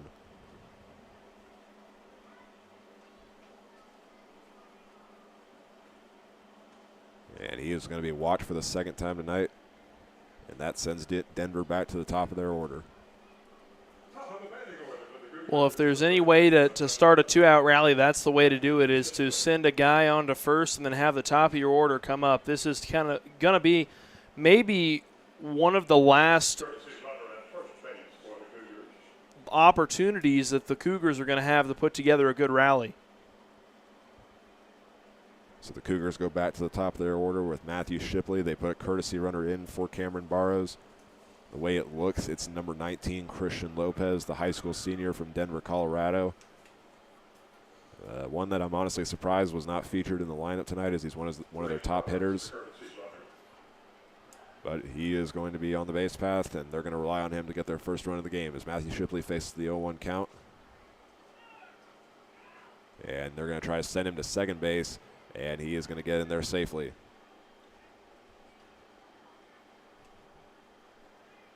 Made quite the leaping attempt there at second base. It was kind of just a dive. There's really no other way to put it.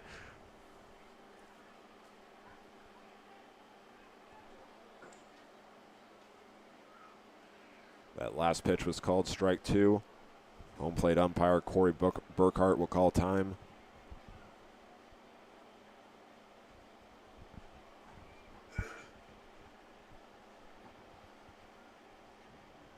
And the Cougars trying to do something right here as they once again have the runner in scoring position. They've left 3 batters stranded tonight, and he's going to run to third as that one will be called a ball. He slides in safely to third.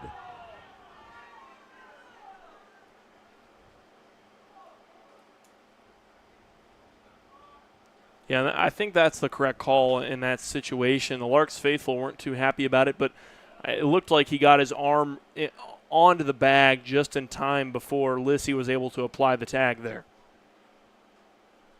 So they'll give him a second as the courtesy runner, Christian Lopez.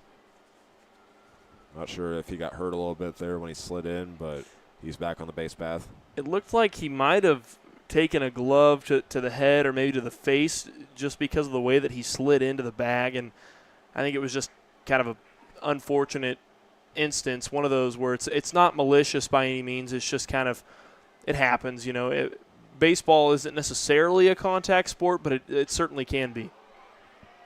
This one will be put in play, and the Cougars have their first run of tonight's game as this one will be thrown in by Caleb Duncan. It's an RBI single for Matthew Shipley as he has his first hit of the night. Well, it was certainly a much-needed run there for the Cougars to find their way onto the board, and a lot of that was really attributed to the courtesy runner. The courtesy runner did a lot of the leg work, no pun intended, on that particular instance there for the Cougars. It was Christian Lopez really putting in some substantial work there, picking up 2 stolen bases there on the base paths. That puts him at 14 stolen bases on the year for the Cougars, and he continues to reign supreme in the stolen base category across all Cougars players this season. The next batter up is Dylan Whitfield, starting with a 1-0 count. As the Cougars have started a 2-out rally, getting their first run of tonight's game.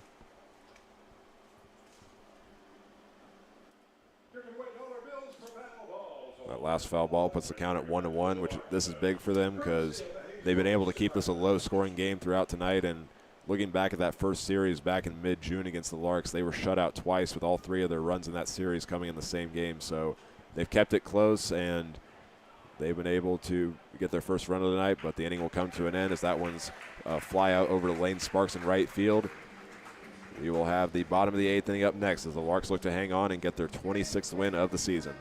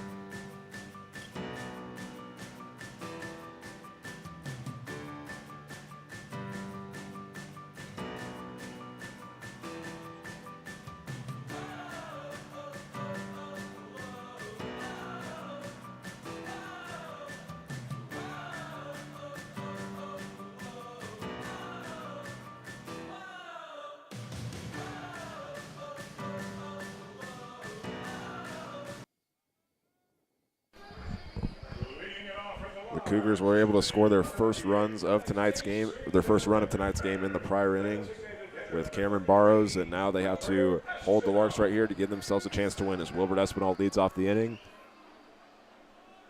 First pitch finds the zone for strike 1. The Cougars do have a new pitcher into the game. Trying to see the number and make out who it is, but can't tell right now. Their numbers blend in pretty well with their uniform. It's black numbers with a white outline with a black and white camo jersey. It's not the most conducive for for the commentators up here in the booth, as it's very difficult for us to be able to make out the numbers from a distance. Wilbert Espinal gets his second hit of the game. And he gives the fans some discounted drinks. What we're told is the new pitcher into the game is number 16, Austin Bolin, the sophomore from Williston State, making his 5th appearance on the mound this season with the Cougars. And I thought that's what I saw in the bullpen, but I wasn't 100% sure. And I was like, I don't want to call it too early without confirming it. So it's good to know that we've got confirmation now that Jason Fink's day has come to a close. He had quite an outing for the Cougars squad. Next pitch will get away from the catcher, Barrows. Espinal is at Kreitzer is at second. He's the courtesy runner for Wilbert Espinal. He advances to second base on the pass ball, and it's a 1-0 count for Thomas Lissy. Well, we've seen it before. Kreitzer has wheels. There's a reason being he plays outfield for this Larks team, and whenever they need a courtesy runner, Kreitzer is usually the go-to guy if he is not already in the lineup that night, and he's the perfect person to have on the base paths right now to try to secure an insurance run or two. Next pitch goes down low. Lissy is ahead 2-0. And that windup for Austin Bolin is one that we kind of haven't seen yet this season, because when he comes set, he kind of extends his leg all the way out and then comes down. He has an interesting leg kick, and I'm wondering if that helps him generate a little bit more power that are off the rubber.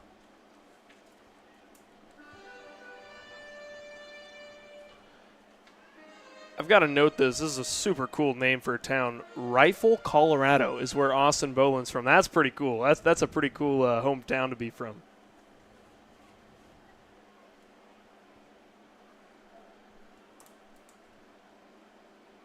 Bolin takes 2 looks back at second, 3-0 to the plate. And that is ball 4 to Thomas Lissy. 2 walks for him on the night, third appearance at first base.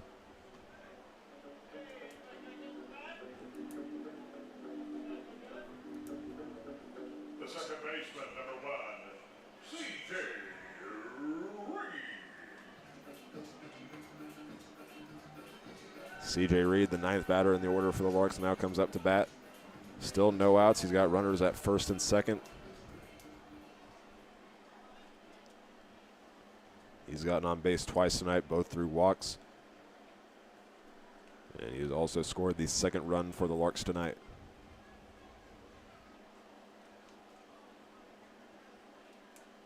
He'll pull the bunt back, and that's going to be called ball 1.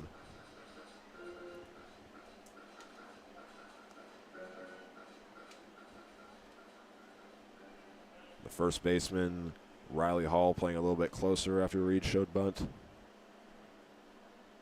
He has to also deal with Thomas Lissy at first base.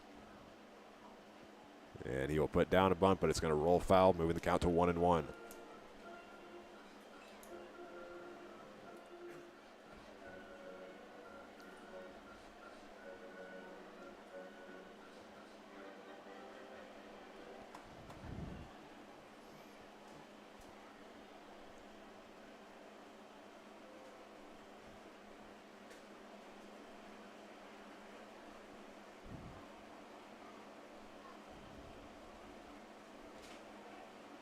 One on the way, and now Reed was showing bunt. He has to duck down, as that one was close to his head. Ties the count up at 2-1.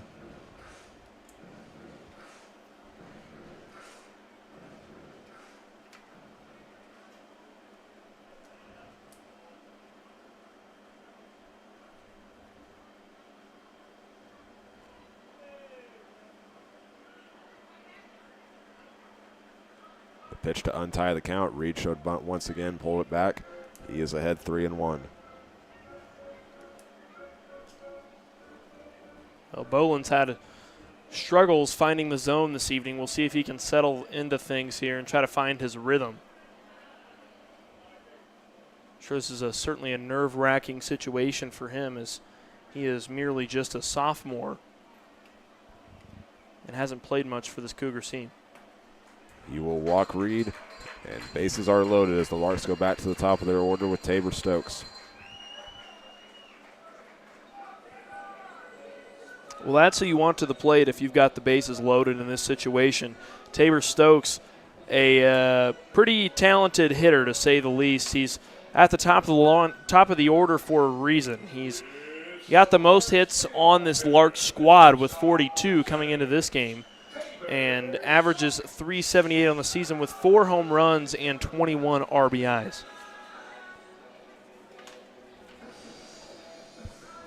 We'll see what Stokes does right here. He recorded his first hit of the night in his last appearance. He has the most recent run for the Larks, working with the bases loaded now. His first pitch finds the zone for strike 1.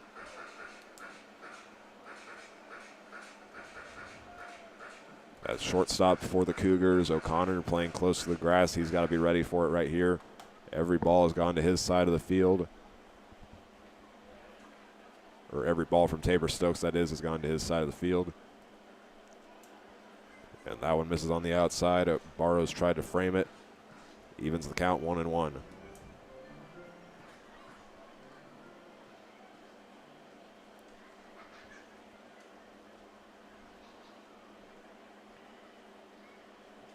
Breaking ball gets into the zone. Stokes now has to fight back against a 1-2 count.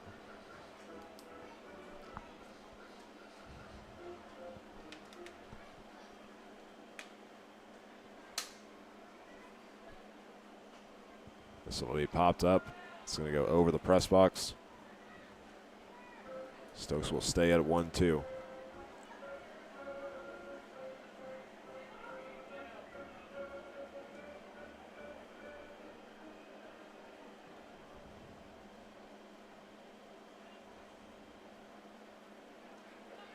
That one able to get into the zone. The first strikeout of the night for the new pitcher, Austin Boland. Well, got him looking, too. Pretty nice located pitch there from Austin Boland. And a very crucial out there. He's going to need to get 2 more just like it if he wants to continue to stay on damage control here for this Cougar squad. Lane Sparks makes his 5th appearance at the plate tonight now. And he'll put this one in play, and this one will be called foul. That was really close. He almost got that ball in play. It seemed like it might have just bounced just a hair past that foul line, and it was already past the first base, actual physical first base, so that was really could have been a 2-run scoring base hit there for Lane Sparks. The 0-1 is put on the outside part of the plate, hovering over the right-handed batter's box. The count is 1-1 to Lane Sparks.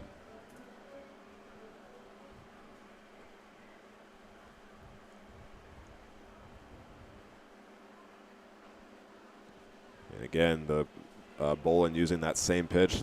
Only that time he missed the zone. It ties the count up.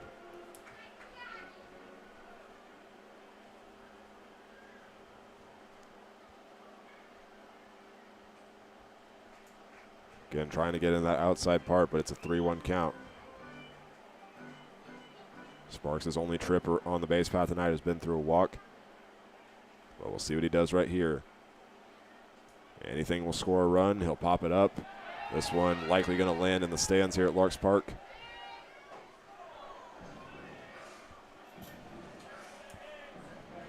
That makes it a full count. Don't think anybody caught that, but it sounded to me like it landed in the stands. It appeared as though it almost hit a fan, but didn't. It was very close, but managed to dodge a fan, so thank goodness for that. Payoff pitch is on the way, and this one drilled deep into right center field. Quintanilla will run back for it at the wall and say goodbye. A grand slam for Lane Sparks. Extends the lead to 7-1. He saw it going right down the middle, and on the payoff pitch, drilled it into right center field. Whitfield and Quintanilla were running after it. There was no chance to track it down.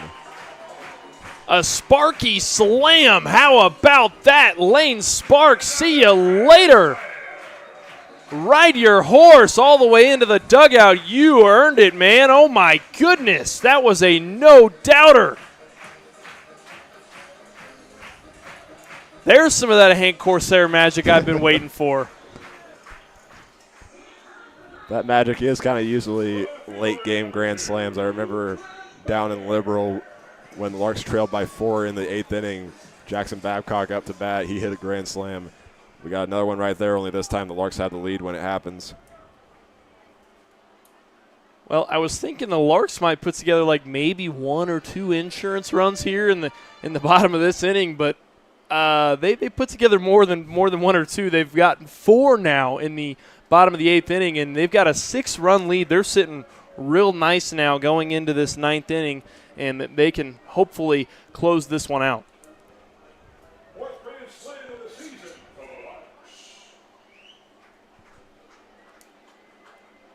2-0 count now to the next batter, Trent Baker. Still with 1 away, the Larks back up to a 7-1 lead.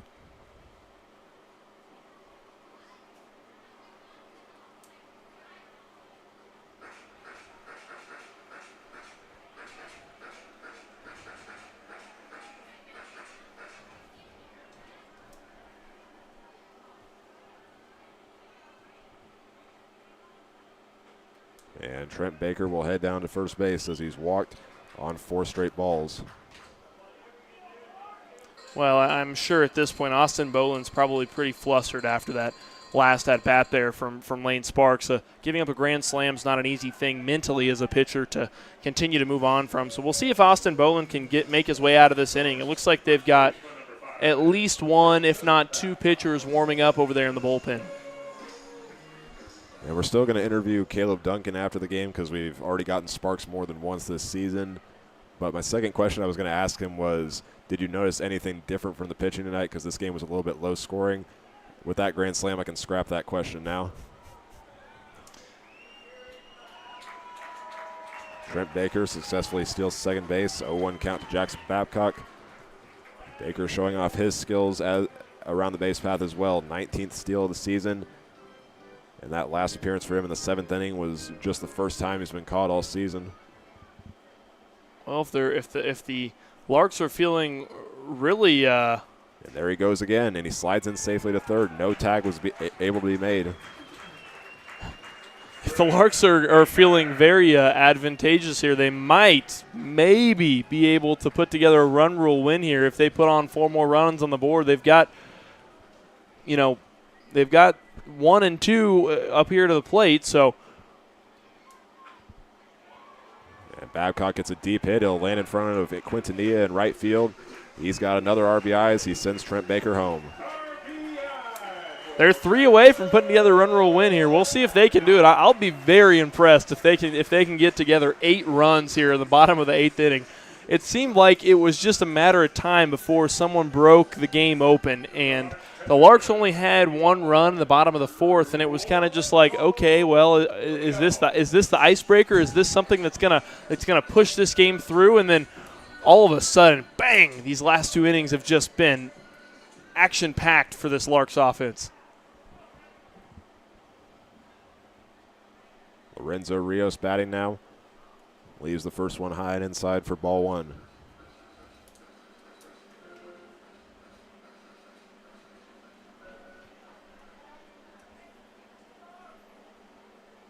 Jackson Babcock taking a lead off first base. That pitch goes down low for ball 2 to Lorenzo Rios. He had a single in his last appearance. We'll see if he can get another hit right here. And if he does get on, that moves Babcock to second and him likely to first. Caleb Duncan's going to come up after that, and we've seen him put some power on the balls in some of the games that he's played in. Well, Caleb Duncan, correct me if I'm wrong, he was the one who homered to dead center field. I think that was Brady Kreitzer. Brady actually. Kreitzer. Okay. I couldn't remember. It was one of the outfielders that had hit a ball to dead center field in that last series that just absolutely crushed one. And there's certainly a lot of power on this Larks squad. Larks have had 39 home runs this season, so sometimes it's hard to remember. That one, the Cougars, a foul ball by Rios. They tried tracking it down. It was actually Matthew Shipley that came in all the way from third base to try to make the catch. They just lost it in the night sky and couldn't track it down, and Rios stays alive. Well, you mentioned the Larks have had 39 home runs this season. I just want to take a moment to appreciate how blessed we are to be able to call for such a fantastic ball club this season. They've just been so fun to watch, so fun to call. It's been awesome so far this season, and it makes our jobs a lot easier to be able to call games where they're having fun. It makes us have fun up here in the booth. Yeah, I believe one of your home run calls was actually on what's it called? SCAA Calls of the Week, correct? Yep. I submitted one of my home run calls. It was forget who it was. I want to say it was Lane Sparks. It was Trent Baker. That's who it was. Oh. Trent Baker hit a home run, and I went ahead and submitted it to their Calls of the Week and ended up getting featured. It was a pretty cool deal. I've just been waiting for the right one. I think that last one's enough for me to get featured. I think that one's got good potential for sure. Well, the Larks now have runners at second and first, and there's going to be a change here for the Cougars as Austin Bolin comes out of the game. They need 2 outs, and they need to keep the Larks from getting 3 runs to avoid the run rule. We'll be back in just a moment.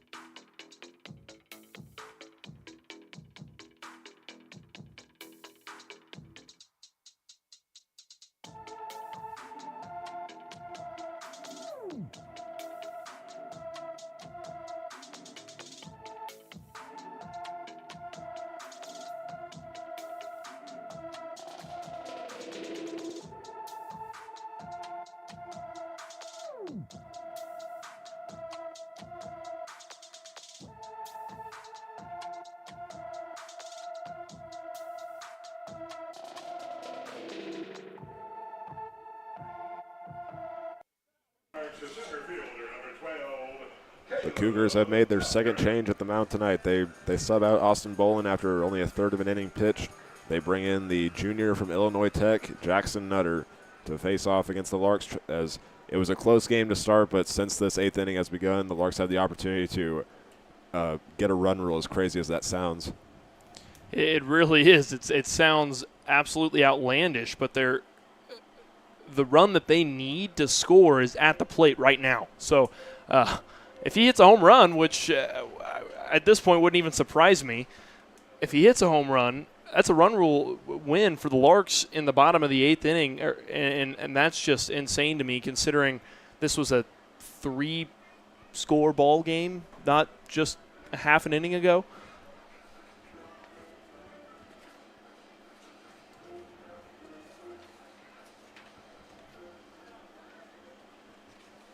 Caleb Duncan up to the plate, faces a 2-0 count. He will be the player that we interview in the postgame show. He had 2 hits tonight. If he hits a home run right here, he'll be labeled as the first run of the game and the last run of the game for the Larks.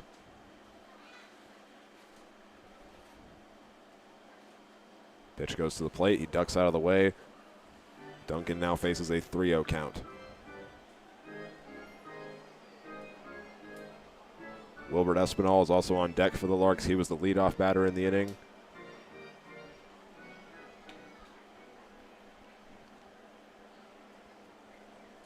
He could possibly be coming up to the plate for the second time this inning. It's a 3-0 count to Duncan against the new pitcher Jackson Nutter. And that one finds his own for strike one. Nutter's listed as both a pitcher and a utility player on the Cougars roster. He's been in the batting order for 3 games, and this is his 3rd game of the year pitching. From what I've seen, it says that he pitches 0 innings, but he enters this game with an 0-1 record, 2 hits, 1 run, which was not earned, and he also has a walk as well, and he'll add another one right there as he sends Duncan over to first base.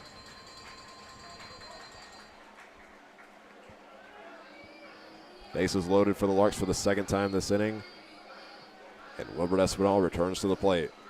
Or actually, correction, they're going to sub in a pinch hitter. That's number 4, Brady Kreitzer. Now batting for the Larks from Fort Hays State University, number 4, Brady Kreitzer. Well, I misspoke earlier and said that it was Sparks that hit that straight-ahead home run, or that dead center home run, but it was Brady Kreitzer who has some serious power at the plate, and don't be surprised if you see a ball take off the bat of Brady Kreitzer. He's got quite the stick. Larks are going to try to go for the run rule win, and this is the guy that you want to send to the plate, your slugging percentage leader that can put some power on the ball. That left side of the outfield is playing close to the wall, and Kreitzer is going to hit this one high into the air. Both Hall and Quintanilla are going to run after it. It's going to go into foul territory, and it lands in the Cougars' bullpen. Well, Kreitzer, no stranger to this ballpark. He knows this ballpark inside and out, as he has played many a game here with the Fort Hays State Tigers, as this is also the home of the Fort Hays State Tigers along with the Hays Larks.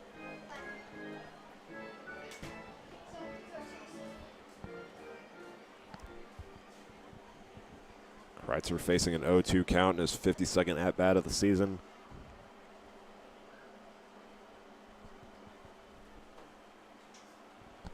Nutter delivers the pitch, and this one gets fouled back.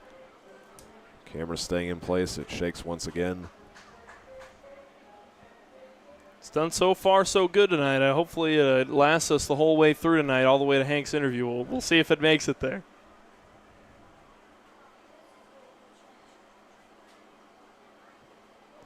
Kreitzer fighting hard at the plate.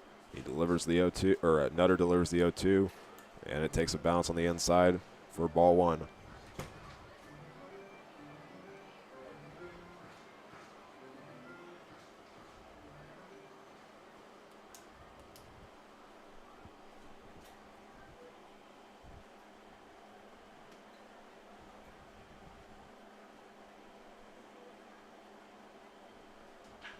And this one is drilled deep into left field. Is that a home run? Yes, it is. The Larks get another run rule win on the season. It was 1-3 after the 7th inning, and the Larks win it by a final score of 12-1. We'll have our post-game interview up next. It is going to be with Caleb Duncan and Dylan Hill.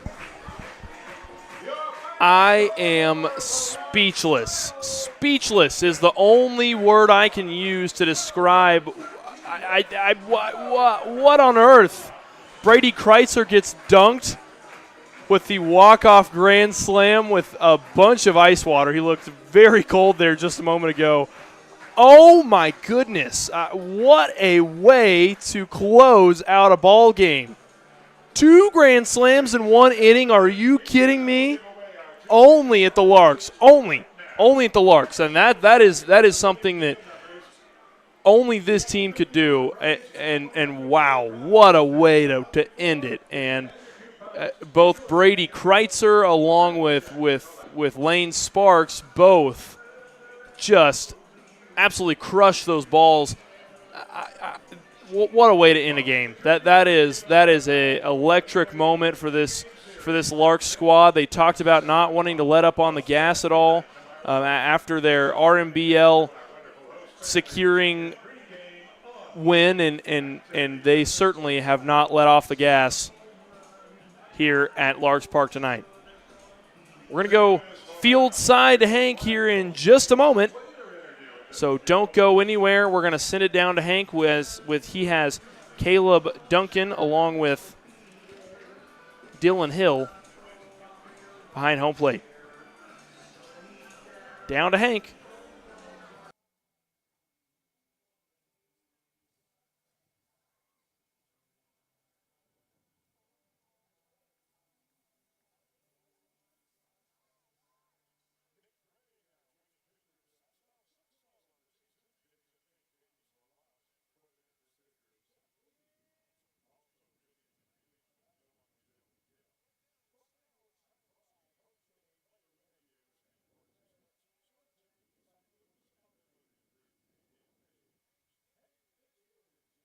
Thank you, Ken. I'm here first with Dylan Hill. You didn't give up any hits or runs in the 2 innings that you pitched tonight. What was working for you?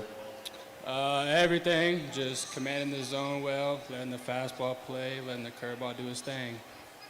And what do you have to say about the fielding tonight? Because the Cougars were making contact with the ball, but your fielders came in, made some big plays, and made life easy for the pitching.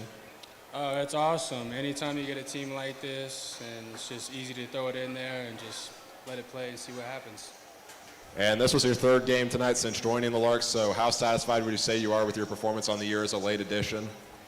Oh, it started off a little rocky, but now we're locked in and ready to go. Congrats on the win tonight. Give it up for Dylan Hill. I'm now here with Caleb Duncan. You had 2 hits and 2 runs tonight. What was working for you? Just not trying to do too much. We have a great lineup, so just trying to do whatever my job is and keep it rolling. And what would you say changed for you guys? Because it was a low-scoring game throughout, but near the end of the game, you guys started to make contact with the ball, and you came through with another run rule win. I mean, pitchers pitch great, and whenever pitchers do that, it gives the hitters a lot of confidence. So we just stayed with it, stayed with our approach, and that's what happens when you play the Larks. And you guys are less than a week away now from going back to the NBC World Series, and I wanted to ask you, what does it mean for you to go back to Wichita? Because you won the title last year, and you played your first season with Wichita State this year. I mean, it's great. It's a comfortable field. Obviously, we know the field. We've been there before. We won it before. So just ready to get out there and compete. Congrats on a great performance. Give it up for Caleb Duncan. Well, we appreciate Hank for his post-game on-field interview with both Caleb Duncan along with pitcher Dylan Hill with the Larks. It was a great win tonight. The Larks coming out on top by a final score of 12-1. When we come back, it's the post-game show with Hank and I, so stick around for that. We'll have our final thoughts, and then we'll end the broadcast, so be sure to stick around. We'll be back in just a moment.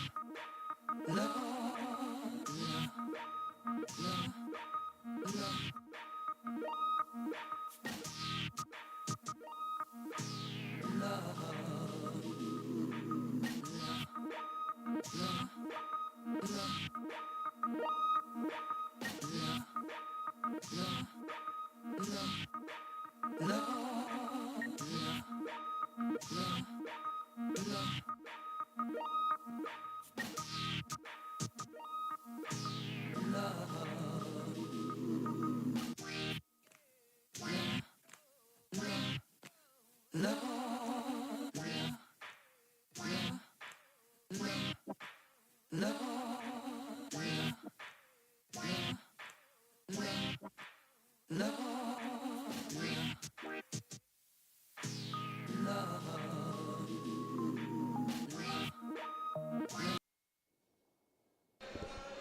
a performance tonight by the Larks. It was a low-scoring game throughout, but they come through and get their 11th run rule victory on the year, defeating the Denver Cougars 12-1. And it was a game where they had kind of a slow start to the batting. It picked up in the middle part of the game, and then in that last inning where you entered up 3-1, you scored 9 runs thanks to 2 grand slams, those coming from Lane Sparks and Brady Kreitzer, and they get another big win. They do, and it was a excellent performance from this Larks squad. They showed some real perseverance and grit through this match between them and the Cougars, and what a way to end it. 2 grand slams in the same inning. Are you kidding me? I mean, wow. Only the Larks could do that. Only the Larks could pull off something crazy like that. And while we talk about the pitching, the fielding did a really good job as well. They made some big highlight plays. We saw Caleb Duncan make that diving play in center field. We also saw in the infield a couple guys make some big double plays. But also, when you talk about that, you got to give the Cougars a lot of credit. They came into this game. They entered with an 8-16 record, nothing to lose. They came in and fought. They were making good contact with the ball. They just couldn't get it in play. Yeah, and really, the Cougars had a pretty solid start to the game. At most, they trailed by 2 runs there in the top of the 8th inning. They were able to bring it back. They scored their first run of the game in the top of the 8th, and it looked like they had an opportunity to start to bring it back. And then all of a sudden, I was telling you up here in the booth, I was like, I thought it was just going to be a matter of time till somebody broke this game open, and the Larks scored that 1 run in the 4th, and then all of a sudden it was just boom, it was right there, and like the sky parted, and all of a sudden it was just runs, and they just came out of nowhere. And I told Hank tonight, I was like, man, this is such a weird game. Like, I've never seen this few runs at Larks Park.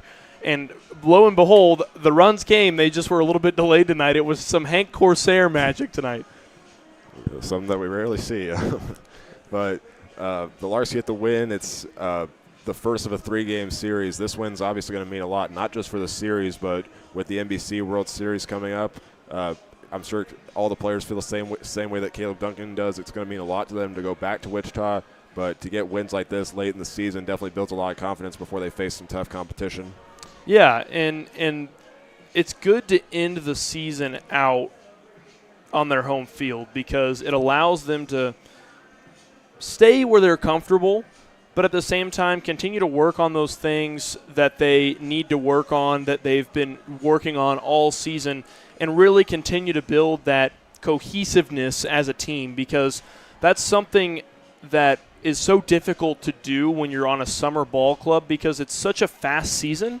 It's only 2 months at most for the season. And then on top of that, some of the players are still new additions to the roster. I mean, you look at like a Wilbert Espinal or even a Caleb Duncan who were late joiners to this squad.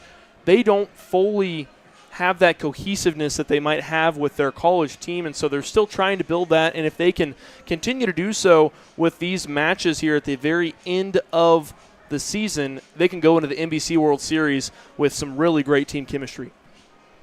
It's going to be interesting to see how the Larks play out the rest of the season, but that's going to do it for us tonight. The Larks win it by a final score of 12-1 for their 11th run rule victory on the year. They improved to 26-4-1 overall and 18-4 in RMBL play. And for the Cougars, they fall to 8-17, and they are 8-14 in RMBL play. So we want to thank you all for tuning in. I'm Hank Corsair, and alongside me tonight was Eli Blankenship. And ladies and gentlemen, we hope you all have a great rest of your night.